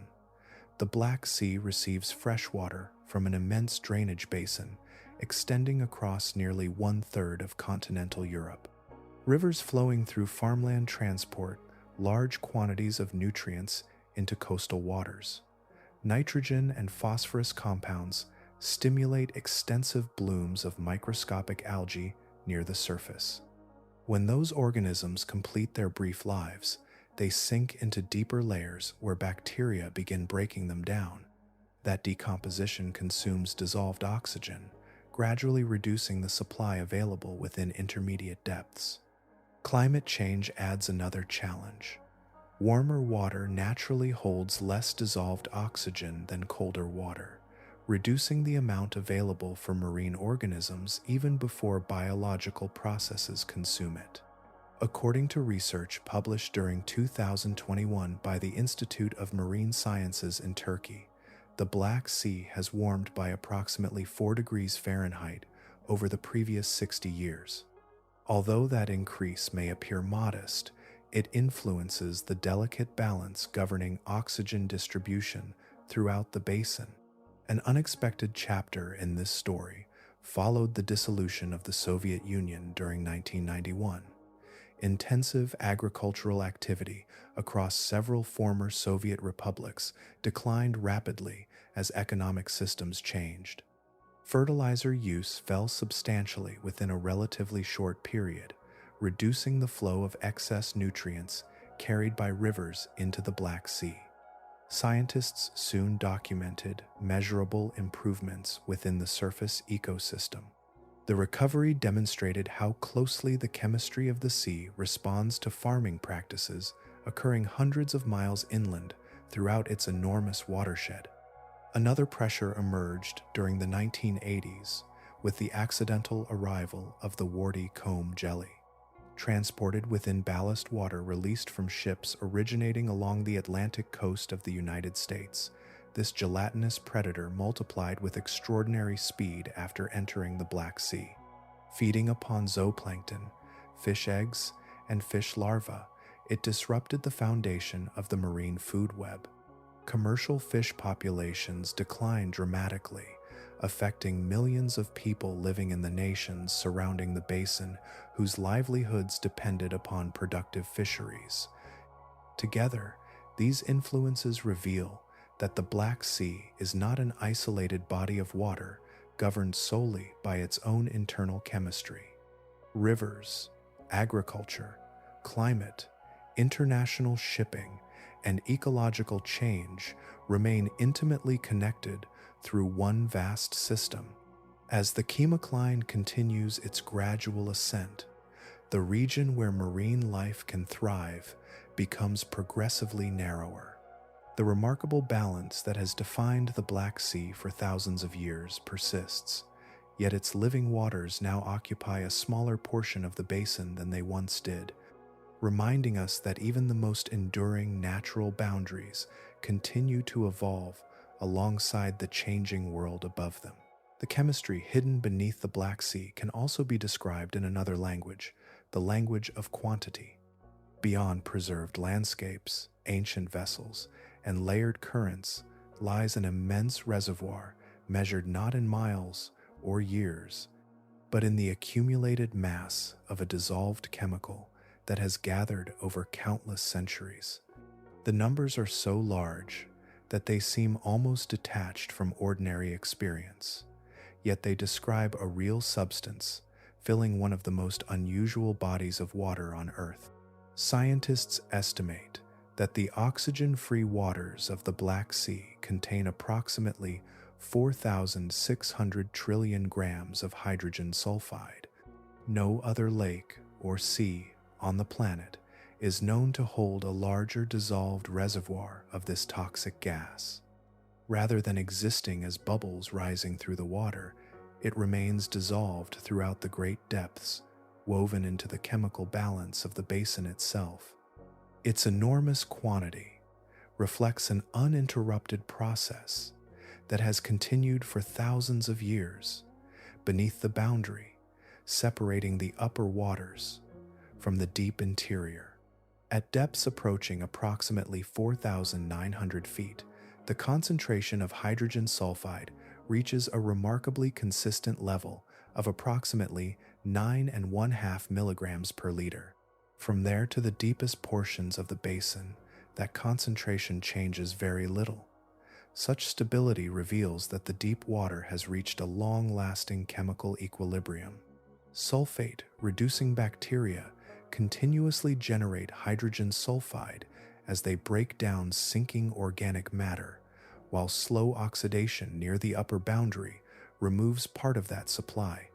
Across immense spans of time, those opposing processes have settled into a balance that remains surprisingly steady. The sheer quantity of dissolved hydrogen sulfide has occasionally inspired practical curiosity. Engineers and chemists have examined whether it might someday become a valuable resource rather than merely an unusual feature of marine chemistry. Through electrochemical methods, hydrogen sulfide can be separated into hydrogen and sulfur, both of which possess significant industrial applications. Hydrogen has attracted attention as a potential clean energy carrier, while sulfur remains important in numerous manufacturing processes. Yet, the apparent opportunity quickly encounters extraordinary engineering obstacles. Recovering dissolved hydrogen sulfide from water lying approximately 4,900 feet beneath the surface would require equipment capable of operating under immense pressure while preventing uncontrolled release during transport. The gas behaves very differently once pressure decreases, demanding careful containment throughout every stage of extraction. Designing such a system on the scale required for the Black Sea has remained far beyond practical feasibility, leaving the concept confined largely to scientific discussion rather than industrial development. The deepest point of the basin descends to approximately 7,256 feet. At that depth, pressure reaches approximately 216 atmospheres. Under such conditions, hydrogen sulfide remains dissolved, partly because of the tremendous weight of water pressing above it. A rapid reduction in pressure would alter that balance, allowing the dissolved gas to separate from the surrounding water far more readily than it does under normal, deep basin conditions. For this reason, geologists pay close attention to the stability of the Black Sea. The surrounding region lies within an active tectonic setting, bordered by major fault systems that have produced powerful earthquakes throughout recorded history. Researchers have therefore considered whether an exceptionally large disturbance could force substantial volumes of deep water upward rapidly enough to create conditions resembling a limnic eruption, a phenomenon documented in several African lakes containing much smaller stores of dissolved gas. Current scientific assessments regard such an event within the Black Sea as highly unlikely. The scale of the basin, its layered circulation, and its geological history distinguish it from the lakes where limnic eruptions have occurred. Even so, the possibility is not regarded as impossible. The world's greatest dissolved reservoir of hydrogen sulfide rests beneath a sea bordered by tens of millions of people within a landscape shaped by active geology. That combination continues to encourage careful observation, reminding researchers that the remarkable chemistry preserved below the surface remains part of a living and dynamic Earth. The boundary separating the upper waters from the great depths is often described as a dividing line between life and conditions that exclude almost every familiar form of marine existence. Yet nature rarely recognizes absolute endings. Even where fish cannot swim and most animals cannot survive, another community continues its existence with remarkable persistence. These organisms follow biochemical pathways so ancient that they resemble strategies first established during Earth's earliest chapters, long before oxygen became abundant across the planet. Near and just below the chemocline, dense populations of chemosynthetic bacteria flourish within conditions that would rapidly overwhelm most complex organisms. Their existence depends neither upon sunlight nor upon dissolved oxygen. Instead, they obtain energy by oxidizing hydrogen sulfide, converting chemical energy into the resources required for growth and reproduction. In function, this process parallels the role that photosynthesis serves within forests and oceans, yet it relies upon an entirely different source of energy. Rather than drawing power from sunlight, these microorganisms harvest it directly from chemical reactions taking place within the water around them. Where suitable conditions persist, these bacteria accumulate into extensive white mats spread across the seafloor near the transition between oxygen-rich and oxygen-free water. When remotely operated vehicles direct their lights across the sediment, the pale layers appear almost like fresh snowfall resting upon the dark bottom. Their brightness does not come from minerals deposited by geological processes, but from countless living cells gathered into expansive microbial communities, occupying one of the most unusual habitats found anywhere beneath the sea.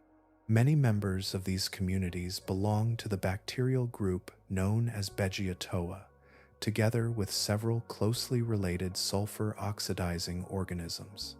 Within their cells, they accumulate tiny granules of elemental sulfur produced during their metabolism.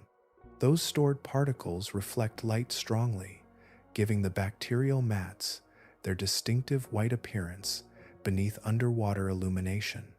What first appears to be an empty landscape is therefore transformed into an active biological community, its pale surface marking the location where chemistry and life meet in delicate balance. Some of these remarkable bacteria possess another adaptation almost without parallel among larger organisms. Inside their cells lie specialized compartments called vacuoles, capable of storing nitrate collected from surrounding water. This internal reserve serves as an alternative oxidizing agent whenever local environmental conditions fluctuate. In effect, the organisms carry with them a chemical resource that allows metabolism to continue even when external supplies become temporarily unavailable. Such flexibility permits survival within an environment where the boundary between contrasting water masses slowly shifts through time.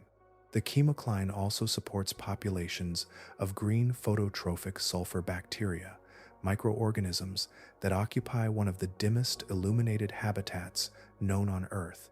Descending sunlight becomes extraordinarily faint before reaching these depths, yet traces of light remain sufficient for these organisms to perform a primitive form of photosynthesis, while simultaneously relying upon hydrogen sulfide as an essential component of their metabolism. Their existence demonstrates how efficiently life can exploit even the smallest available sources of energy when suitable adaptations evolve over immense spans of geological time. Far beyond the Black Sea itself, these microbial communities offer an extraordinary glimpse into Earth's distant biological past. Before the Great Oxidation Event transformed the atmosphere approximately 2.4 billion years ago, oxygen played little role in the daily functioning of the biosphere. Early microorganisms instead depended upon chemical pathways resembling those still operating along the Black Sea chemocline today. The bacterial mats growing within this unusual environment therefore represent more than specialized marine life. They preserve living examples of metabolic strategies that once dominated our young planet, continuing ancient biochemical traditions across billions of years, while the world above them changed almost beyond recognition. There are places on Earth where the present seems to preserve an echo of a vanished world. The Black Sea is one of those rare places. Beneath its familiar surface, its deepest waters retain a chemical character strikingly similar to conditions that once extended across nearly every ocean on the young planet. Studying this basin is therefore not simply an exploration of one unusual sea.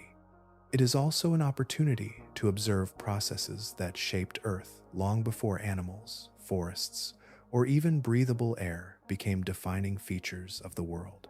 Today, it is easy to regard oxygen as a permanent ingredient of oceans and atmosphere, yet for most of Earth's history, that assumption would have been entirely incorrect. During the earliest billions of years, free oxygen existed only in extremely limited quantities. The seas were dominated by chemical pathways unfamiliar to most modern marine organisms. Countless microorganisms survived without relying upon oxygen, drawing energy instead from compounds containing sulfur, iron, and other elements that supported entirely different forms of metabolism. The transformation began gradually through the activity of cyanobacteria, microscopic organisms capable of photosynthesis. As these ancient cells captured sunlight, they released oxygen as a byproduct. At first, that oxygen reacted immediately with dissolved minerals and volcanic gases, disappearing almost as quickly as it formed. Over immense spans of geological time, however, those chemical sinks became increasingly saturated. Oxygen slowly accumulated within seawater and eventually entered the atmosphere, producing the planetary transition known as the Great Oxidation Event. The breathable world familiar today emerged not because oxygen was inevitable, but because billions of years of biological activity steadily reshaped the chemistry of Earth itself. The deep waters of the Black Sea preserve conditions resembling those that existed before this profound transformation. Sulfate-reducing microorganisms continue producing hydrogen sulfide beneath the oxygen-rich layers, while the absence of mixing allows those chemical characteristics to persist across enormous volumes of water. In many respects, this environment resembles the chemistry believed to have characterized much of the Proterozoic oceans, a chapter of Earth history lasting approximately 2 billion years before complex animal life became widespread. That resemblance gives the Black Sea extraordinary scientific value. Researchers often describe it as a natural laboratory because processes that are usually hidden or compressed into microscopic environments become observable across vast areas of open water.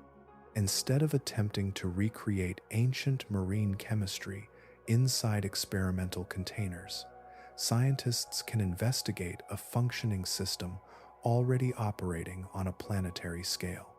Instruments, lowered from research vessels, measure active chemical gradients extending across hundreds of miles, providing observations impossible to duplicate within any conventional laboratory. One of the most important regions lies within the narrow transition where oxygen-rich and oxygen-free waters meet. Here, manganese, iron, nitrogen, and sulfur continually shift between oxidized and reduced forms through an intricate network of chemical reactions. Similar transformations occur throughout marine sediments beneath oceans around the world, yet they are generally confined to thin buried layers that are exceptionally difficult to observe directly. Within the Black Sea, those same reactions unfold in open water, allowing researchers to examine them with far greater precision while the processes remain actively underway. Knowledge gained from this remarkable basin extends far beyond its own shores. As warming temperatures and nutrient enrichment reduce oxygen levels in other coastal seas, scientists increasingly rely upon the Black Sea as a model for understanding how marine ecosystems may respond. Studies conducted here have improved understanding of oxygen loss, nutrient cycling, microbial ecology, and long-term changes in ocean chemistry across the globe. The basin therefore serves not only as a record of Earth's distant biological past, but also as a guide for interpreting changes unfolding within modern oceans. Its layered waters connect two immense chapters of planetary history, revealing how the chemistry that shaped ancient Earth continues to illuminate the future of seas far beyond the narrow passage of the Bosphorus. Each year, an almost invisible rain descends through the waters of the Black Sea. Tiny fragments of algae, grains of pollen carried by distant winds, microscopic shells, bacterial cells, and countless particles of organic material drift downward until they settle upon the basin floor. In many seas, that steady accumulation is steadily consumed by organisms and broken apart through oxygen-driven decay. Here, the journey ends differently. Layer after layer remains remarkably intact, creating one of the most complete natural archives of recent Earth history.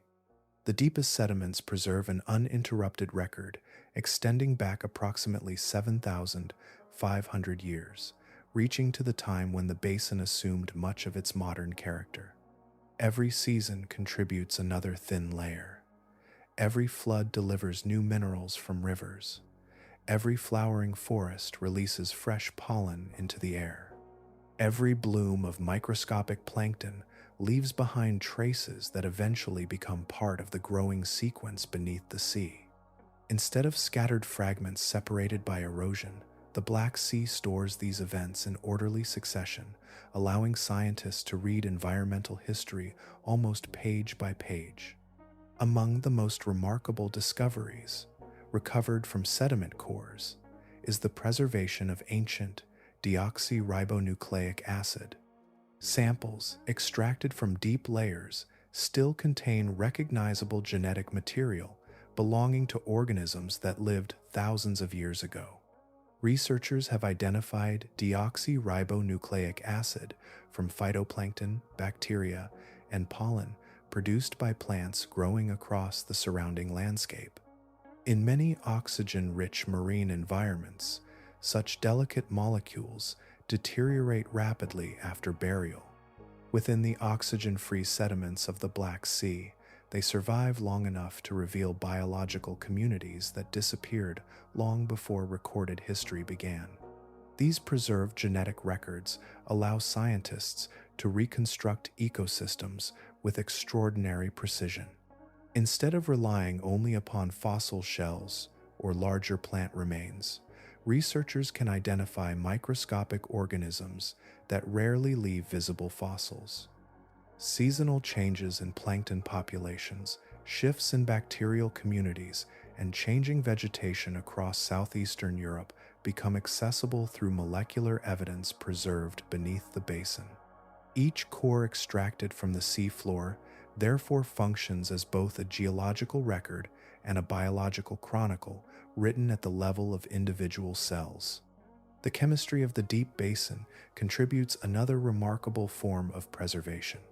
Research published in the journal Science Advances revealed that nearly 1/5 of the dissolved organic molecules within the oxygen-free waters contain sulfur incorporated directly into their molecular structure. These compounds form when hydrogen sulfide reacts with organic matter suspended within the water column. Rather than accelerating decay, the reaction transforms many molecules into chemically stronger forms that resist further breakdown. This process, known as sulfurization, changes the fate of organic carbon. Instead of returning rapidly to circulation through decomposition, much of the carbon becomes locked within stable sulfur, containing compounds capable of persisting for extremely long periods. The Black Sea, therefore, performs two roles simultaneously. It preserves material delivered into its depths, and it actively alters that material into forms better suited for long-term survival. The basin functions not merely as a place where history accumulates, but as an environment where chemistry itself helps safeguard that history. Scientists have used these exceptionally preserved sediments to reconstruct changing climates across thousands of years. Variations in organic molecules, mineral composition, microscopic organisms, and other chemical signatures reveal periods of increased rainfall, prolonged drought, changing temperatures, and shifting river discharge.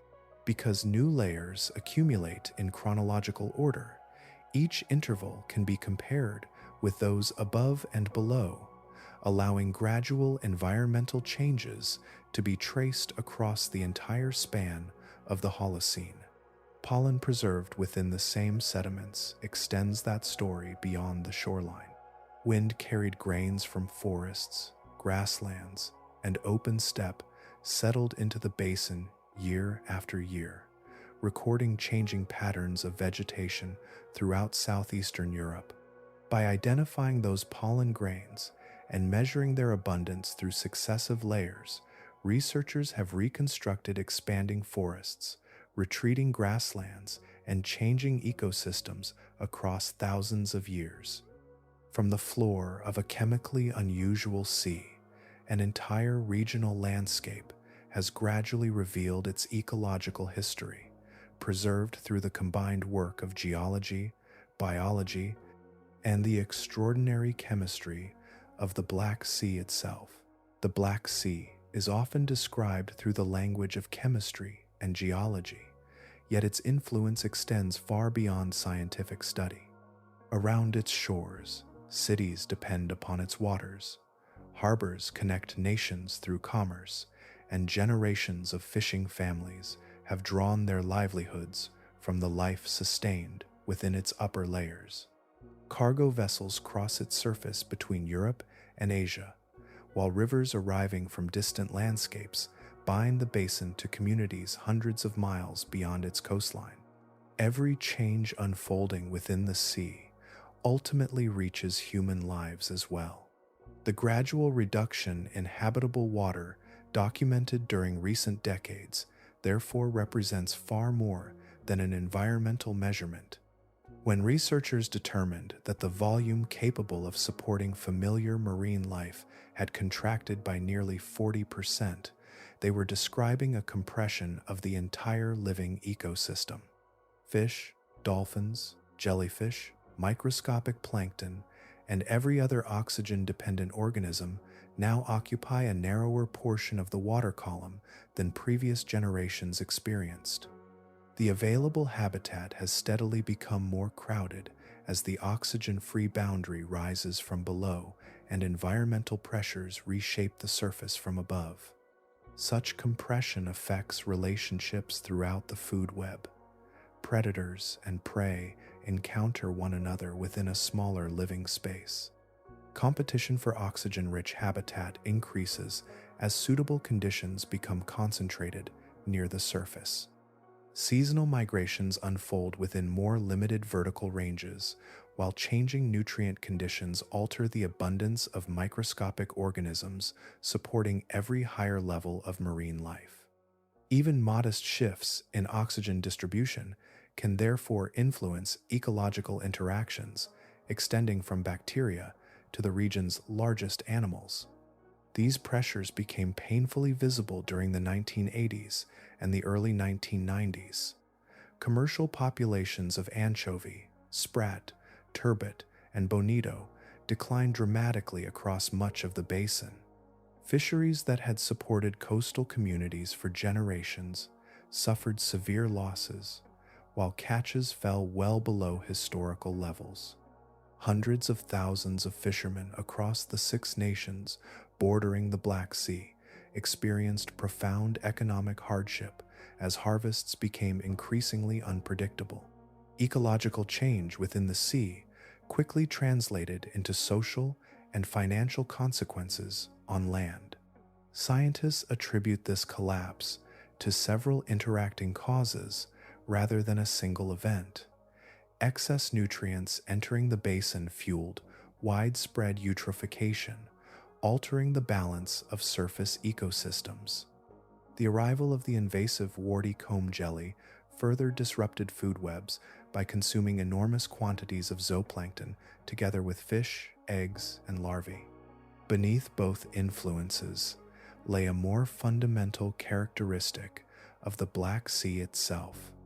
Because only a comparatively thin upper layer supports abundant marine life, there is very little ecological margin available to absorb environmental disturbance before effects spread throughout the ecosystem.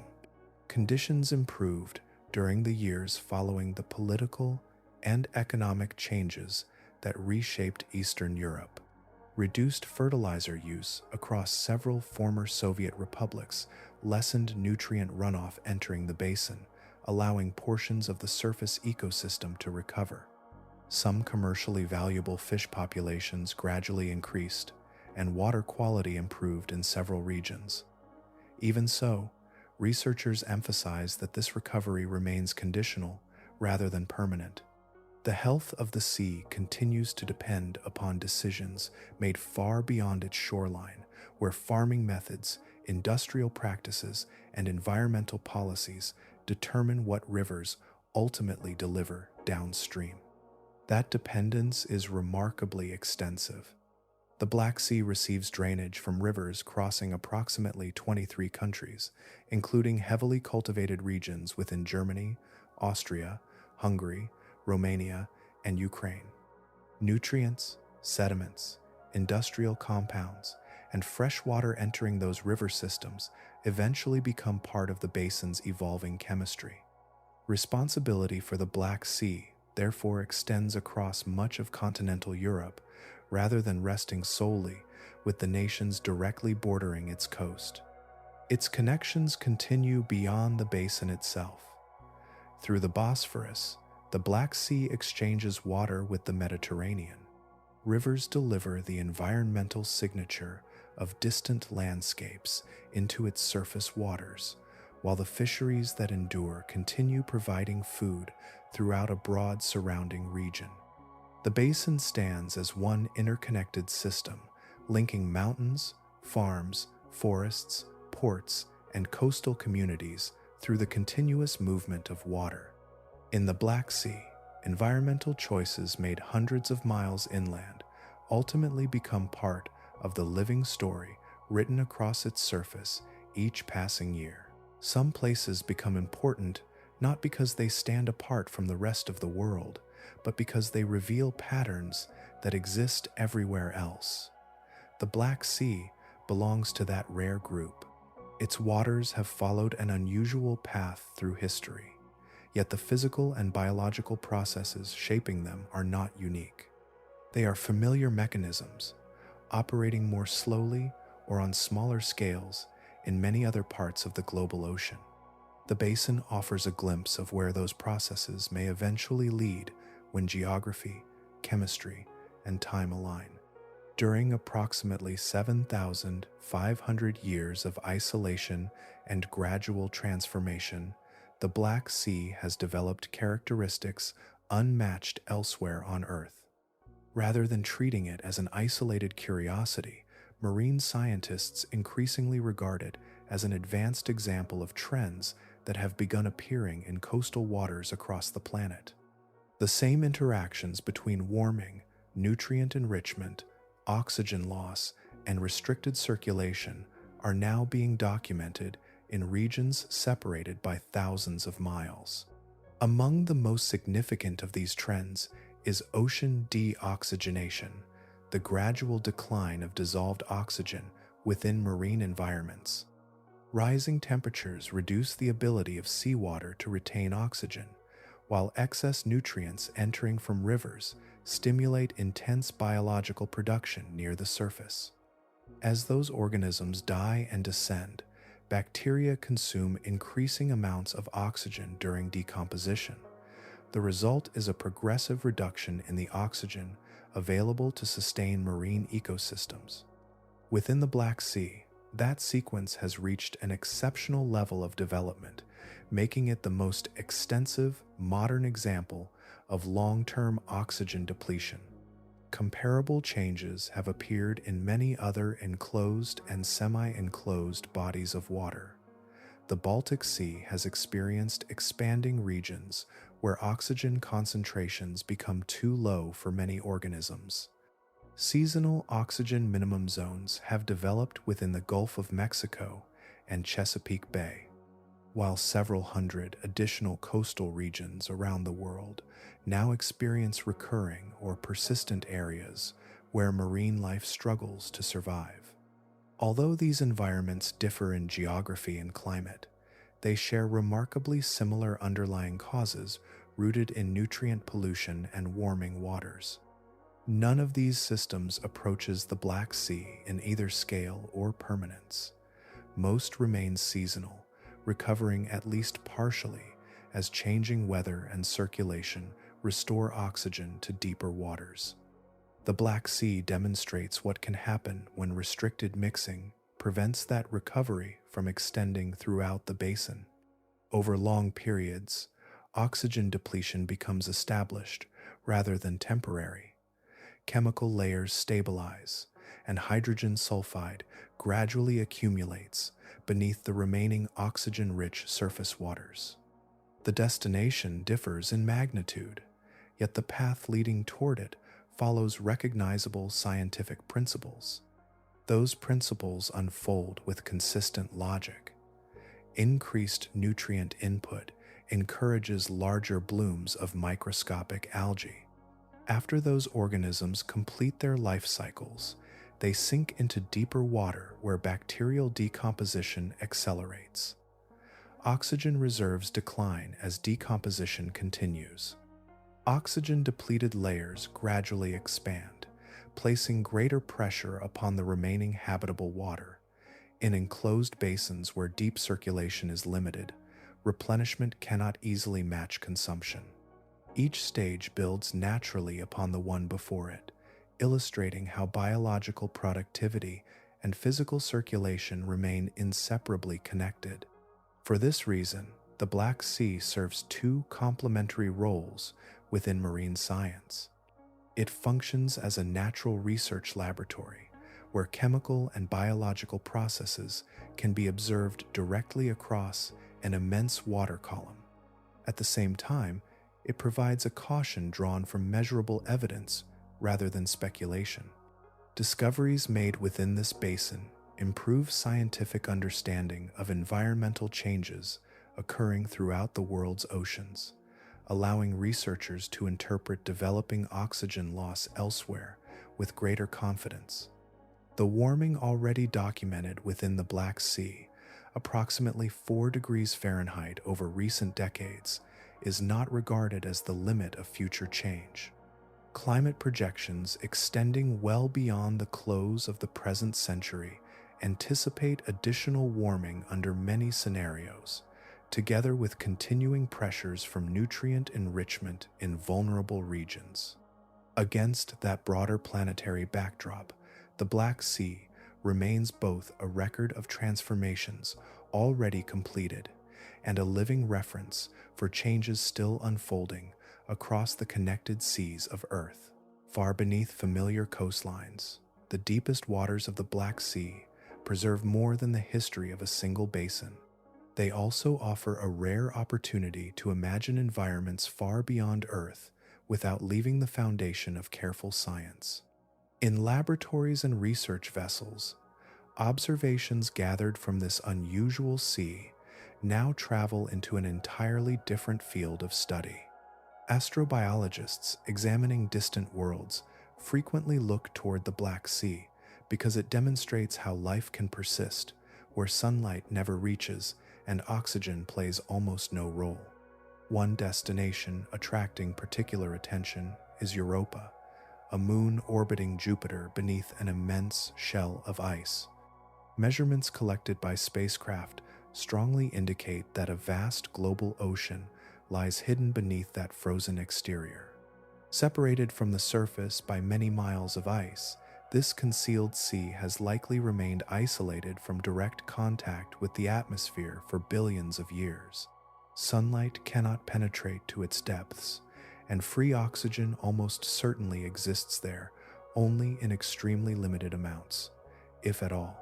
Yet liquid water, one of the essential ingredients for life as it is understood on Earth, appears to have endured through immense spans of time. Although the exact chemistry of Europa's ocean remains unknown, scientific models suggest an environment containing dissolved sulfur compounds, abundant salts, and energy supplied by interactions between seawater and the Moon's rocky interior. Heat generated through tidal forces continually flexes Europa as it circles Jupiter, providing a potential source of geological activity beneath the ice. Taken together, these characteristics create an environment sharing important chemical similarities with the oxygen-free depths of the Black Sea, even though the two settings differ enormously in age, size, and planetary location.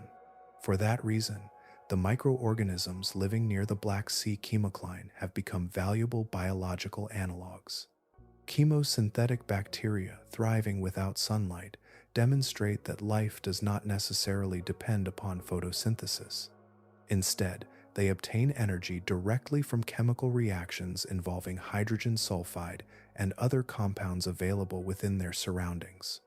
Their metabolism illustrates one possible strategy through which microorganisms might survive inside Europa's concealed ocean if suitable conditions and a biological origin were ever established there. Another intriguing comparison lies much farther from the Sun on Saturn's small moon Enceladus. Unlike Europa, Enceladus actively releases towering plumes of water vapor and ice from fractures near its southern polar region. Spacecraft observations have detected hydrogen, microscopic silica particles, and a variety of organic molecules within those erupting jets. Together, these discoveries provide compelling evidence that hydrothermal activity may be occurring where liquid water meets the Moon's rocky interior. On Earth, similar chemical ingredients often support microbial ecosystems that rely upon chemical energy rather than sunlight. The Black Sea offers scientists an opportunity to study such metabolic possibilities within a living environment that can actually be sampled. Researchers investigate how microorganisms respond to sulfur-rich water, how they transform dissolved chemicals through metabolism, and what molecular traces remain after those biological processes occur. Those observations help establish measurable signatures that may distinguish living activity from ordinary chemistry. Such knowledge becomes especially valuable when planning missions intended to search for evidence of life in places where direct observation remains extraordinarily difficult. When the National Aeronautics and Space Administration and the European Space Agency designed instruments for future exploration of Europa and Enceladus, they must determine exactly which chemical patterns deserve the closest attention. Studies conducted within the Black Sea have substantially influenced that search by revealing how oxygen-free microbial ecosystems alter their surroundings and what compounds they leave behind.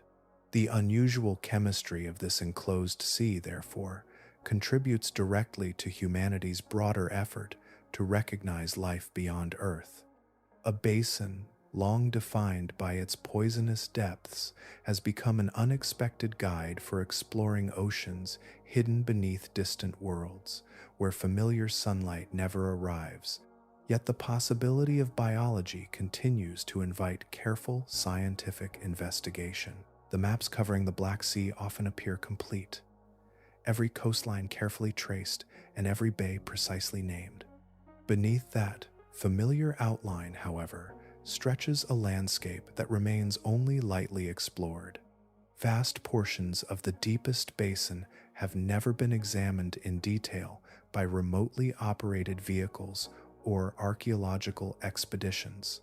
Although decades of research have transformed scientific understanding of the sea, the overwhelming majority of its floor still lies beyond direct human observation, preserving an immense chapter of natural and human history that has yet to be read.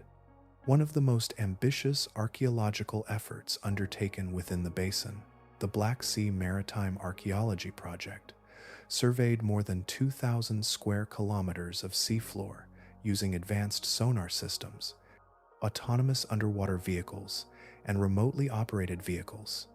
The discoveries were remarkable, yet the survey represented only a minute portion of the entire basin. The Black Sea covers approximately 168,000 square miles, while its deep oxygen-free floor extends across an enormous submerged landscape that remains almost entirely unexplored. Every completed expedition, therefore, highlights not only what has been found, but also the extraordinary scale of what still awaits investigation. This imbalance between explored and unexplored territory makes estimating the number of shipwrecks exceptionally difficult. After discovering more than 60 historically significant wrecks within a comparatively limited survey region, Robert Ballard described the Black Sea as the greatest museum on Earth. That assessment reflected the remarkable preservation encountered wherever archaeological teams searched. If similar densities exist elsewhere across the basin, the total number of preserved vessels could reasonably reach into the thousands, representing many centuries of uninterrupted maritime history resting beyond the reach of ordinary observation. Such a possibility is entirely consistent with the sea's historical importance. For at least 3,000 years, merchant ships crossed these waters carrying grain, olive oil, wine, timber, metals, ceramics, textiles, and countless other goods linking distant cultures. Greek sailors established trading networks followed by Roman merchants, Byzantine fleets, Venetian captains, Genoese traders, and later the vessels of the Ottoman Empire. Throughout every era, powerful storms, sudden winds, hidden shoals, and navigational uncertainty claimed ships with little regard for the flags they carried. Whenever those vessels descended beneath approximately 490 feet, they entered an environment uniquely suited to preserving wood, rope, cargo, and tools long after similar materials disappeared elsewhere. Exploring those depths remains a demanding technical undertaking. Hydrogen sulfide reacts with many metals, gradually corroding exposed equipment during extended deployments. The unusual chemistry of the deep water can shorten the operating life of sensitive electronic systems, requiring careful engineering and protective designs. Archaeological techniques developed for oxygen-rich environments also require substantial modification because artifacts resting within oxygen-free sediments respond differently when disturbed or brought toward the surface. Every expedition, therefore, combines marine engineering, chemistry, conservation, science, and archaeology in ways rarely required within more conventional underwater sites. Despite these challenges, each newly examined area has expanded rather than diminished the sense of possibility. Sonar imagery occasionally reveals shapes unlike natural rock formations. Buried shorelines hint at landscapes formed before rising waters transformed the basin. Sediment layers preserve evidence of changing coastlines, while isolated discoveries suggest that settlements, harbors, and trading routes may remain concealed beneath deposits accumulated across thousands of years. Entire chapters of human experience could still rest undisturbed within regions that no research vehicle has yet traversed. Perhaps the greatest mystery of the Black Sea is therefore not the chemistry that fills its deepest waters, remarkable though that chemistry remains. Its greatest mystery is the immense archive protected by those conditions through countless generations. While kingdoms expanded and vanished, languages evolved, empires rose and declined, and coastlines changed under the passage of time, the depths continued preserving fragile traces that might otherwise have disappeared forever. Much of that hidden record still waits beneath the sea, untouched by excavation, its stories suspended Within one of the least explored environments remaining anywhere on Earth, time usually leaves history incomplete. Across ancient settlements, weather erodes stone, roots separate walls, insects consume wood, and generations reshape the landscape until only scattered traces remain. Archaeologists often begin their work with fragments that must be assembled into careful interpretations. A broken vessel suggests a meal once shared. A worn foundation hints at a vanished home. Much of the past survives only as pieces, inviting patient reconstruction through evidence that has already endured countless losses. The Black Sea has repeatedly offered a different experience. When the remotely operated vehicle first encountered the ship, known as Eregli E, approximately 2,300 years had passed since it settled onto the seafloor. Rather than revealing a collapsed scatter of timbers, the vessel remained astonishingly complete, with its hull preserving the shape once recognized by ancient sailors. The Sinop D wreck rested for roughly 1,500 years before its rediscovery, retaining details that would rarely survive in ordinary marine environments.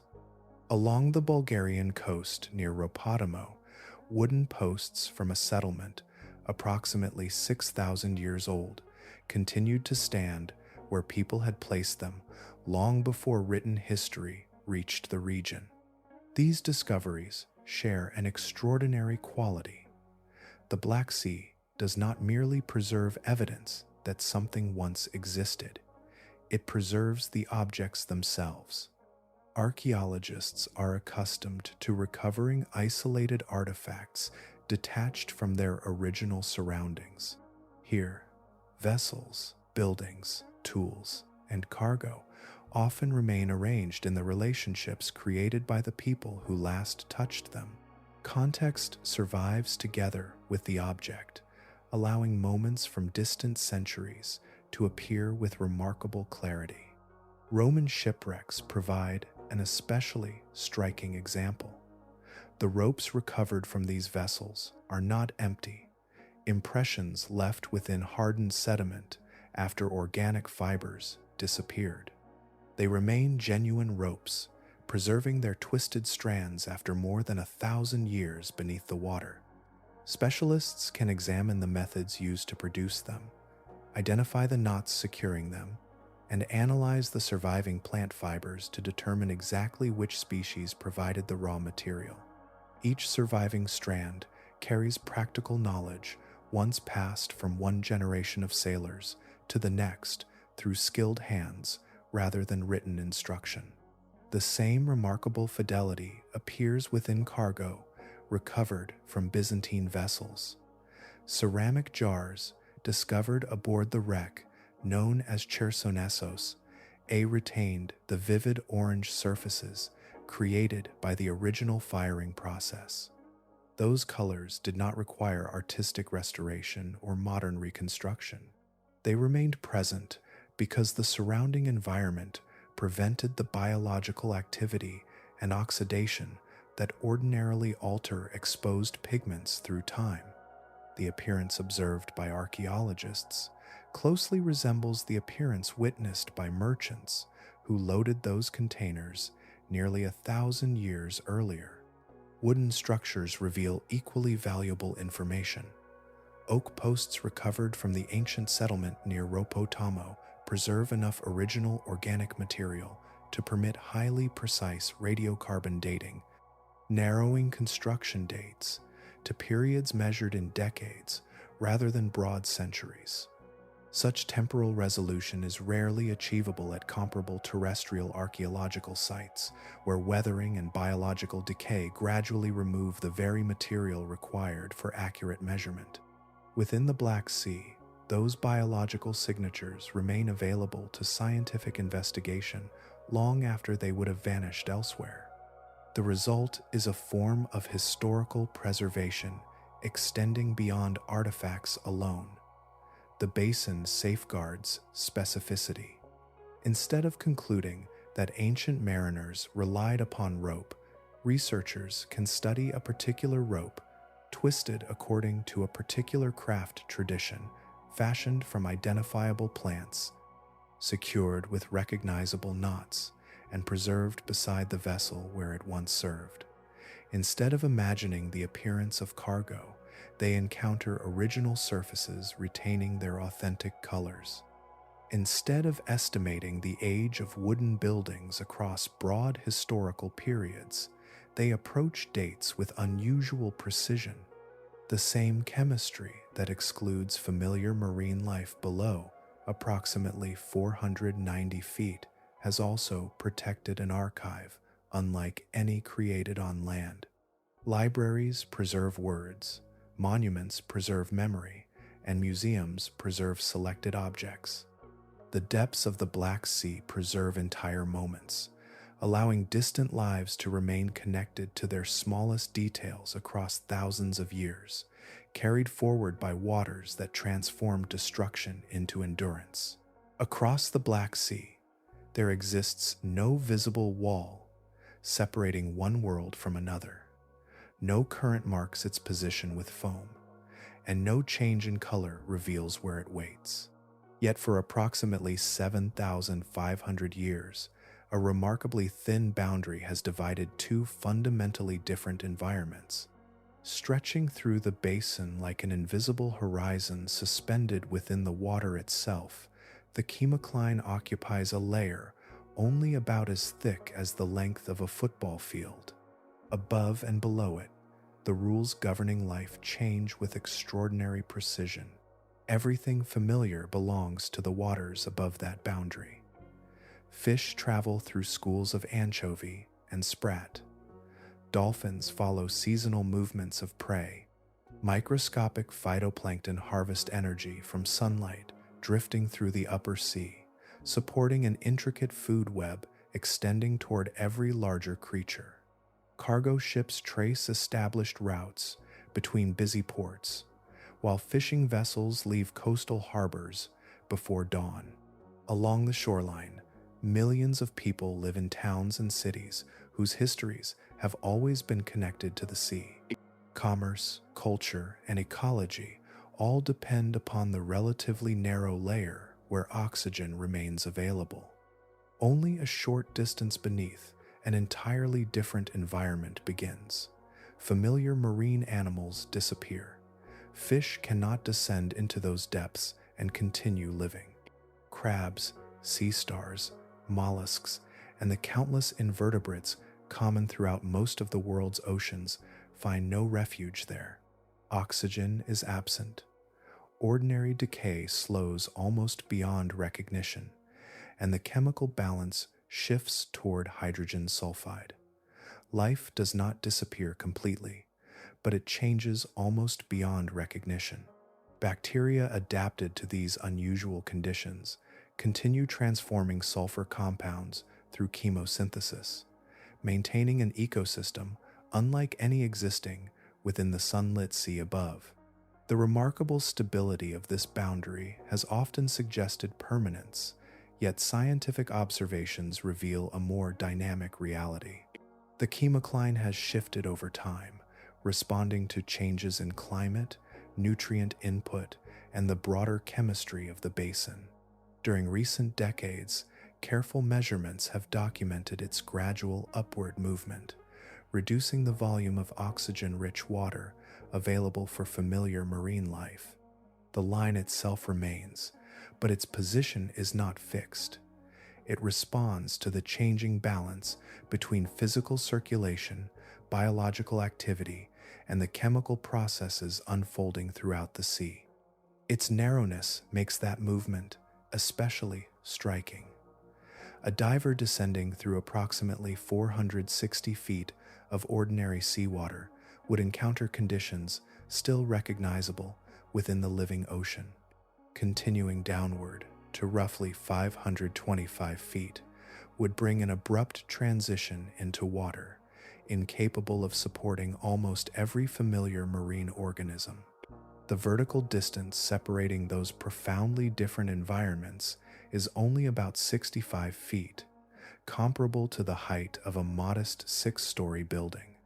Within that relatively short descent, one passes between ecosystems governed by entirely different forms of chemistry. This invisible boundary has shaped human history as surely as it has shaped marine biology. Ships descending beneath it entered an environment where the organisms responsible for consuming wood, rope, leather, and many other organic materials could no longer survive. The poisonous chemistry that excluded ordinary life also shielded fragile objects from destruction. Hulls remained standing, cargoes stayed in place, pigments retained their original color, and fibers endured across centuries that would have erased them elsewhere. The archive exists not in spite of the deep water's chemistry, but because of it. Nature repeatedly demonstrates that creation and loss are often woven together through the same processes. Forest fires release nutrients, supporting new growth. Ancient volcanic eruptions produce soils that later nourish entire civilizations. Within the Black Sea, the chemistry that prevents one form of life has protected the memory of countless others. The boundary separating the living sea from the depths, therefore, marks more than a change in water.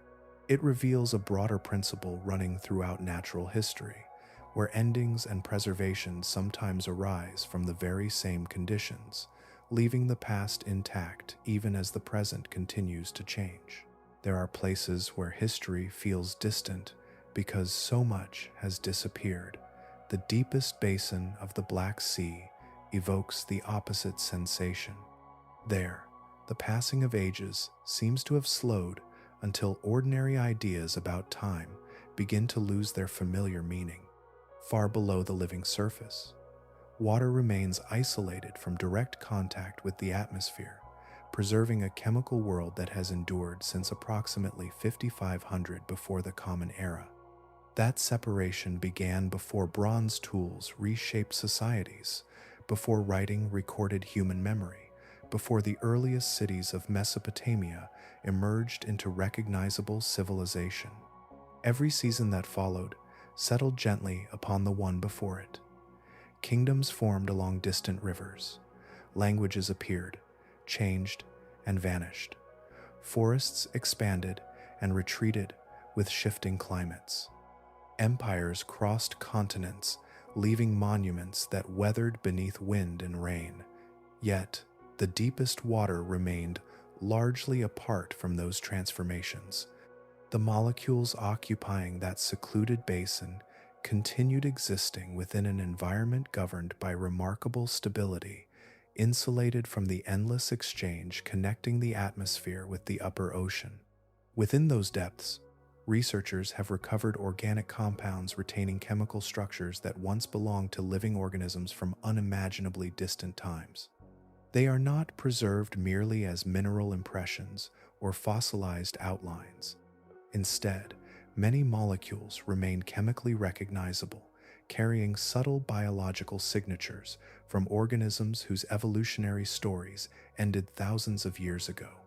Modern analytical methods can still detect traces of those ancient lives because the surrounding conditions interrupted the ordinary pathways through which organic matter is gradually dismantled and recycled into new ecosystems. Such preservation invites reflection upon the nature of time itself. Most environments on Earth are defined by continual renewal. Water evaporates and falls again as rain. Rivers transport sediments toward the sea. Living creatures consume one another, while bacteria return nutrients to the cycles supporting future generations. The deep Black Sea follows a different rhythm.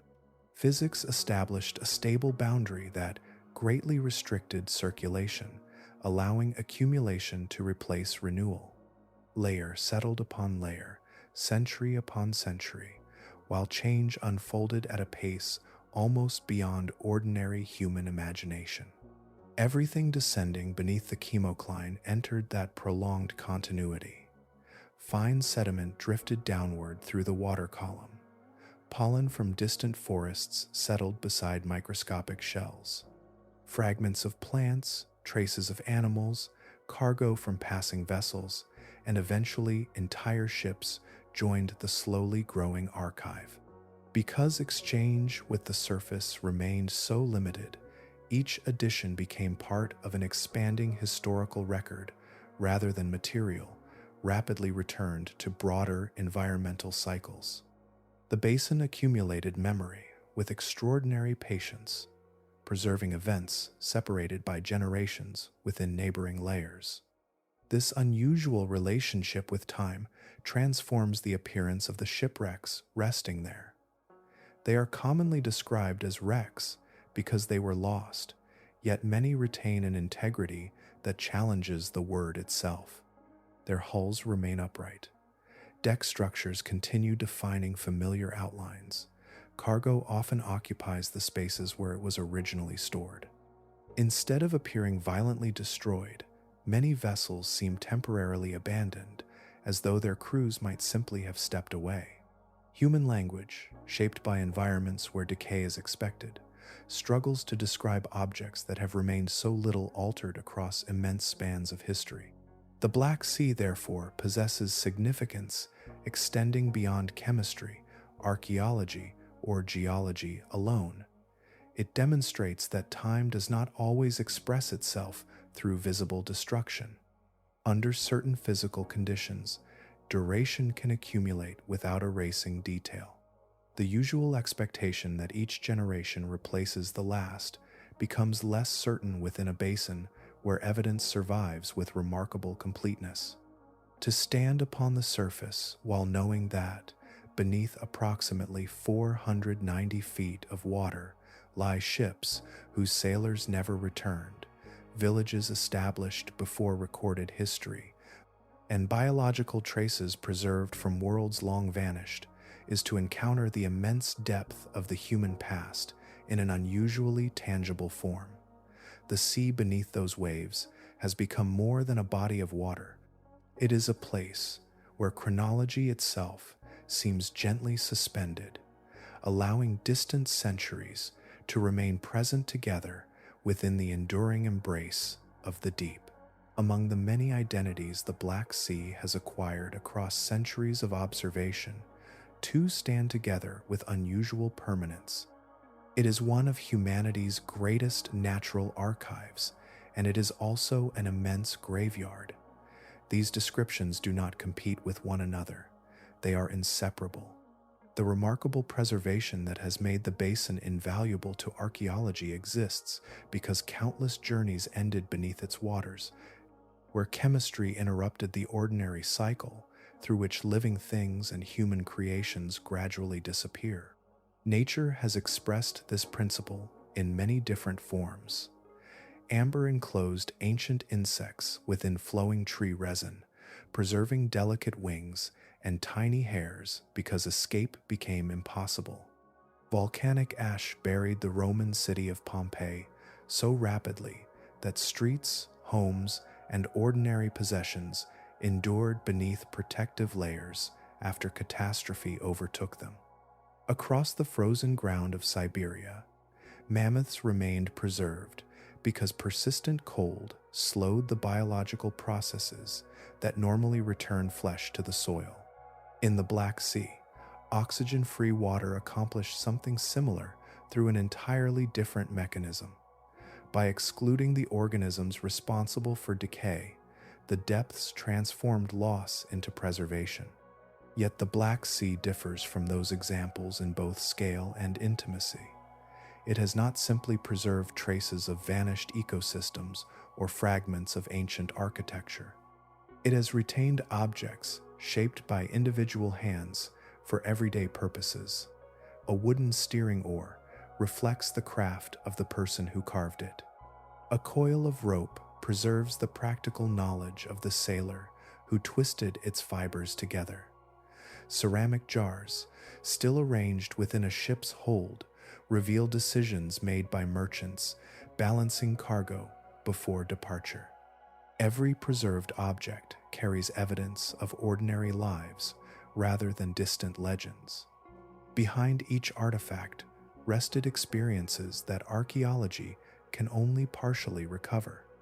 Families waited for returning ships that never reached familiar harbors. Traders invested fortunes in cargoes that vanished beyond the horizon. Fishermen launched small boats, expecting another ordinary day upon the water. The preserved remains scattered across the basin are therefore more than historical evidence. They represent interrupted moments belonging to people whose names have often disappeared even while the objects surrounding them endured. For that reason, the study of these sites extends beyond scientific curiosity alone. Every expedition enters places deserving careful respect as well as careful measurement. A ship resting upright upon the seabed is undeniably an archaeological treasure, yet it may also mark the final resting place of those who sailed aboard it. The cargo stored within its hull became the last cargo that crew entrusted to the sea. The knots securing rigging and freight were the final knots tied before familiar routines yielded to unexpected disaster.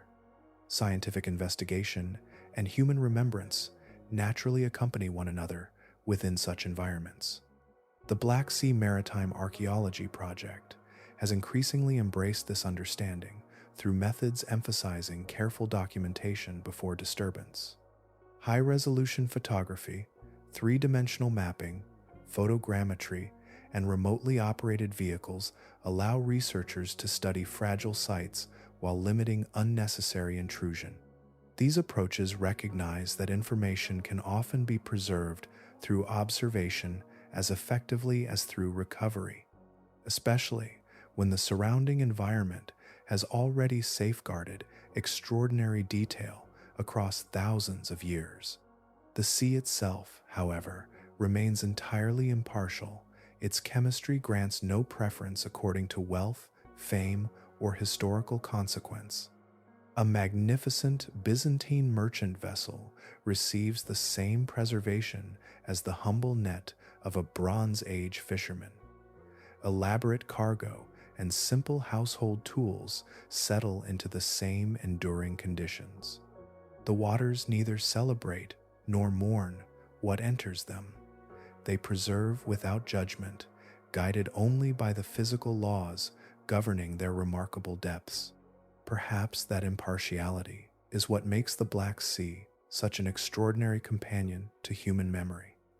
People assign meaning, names, and stories to what survives. The sea merely holds those things with unwavering consistency. Within its deepest basin, history has not been arranged according to importance.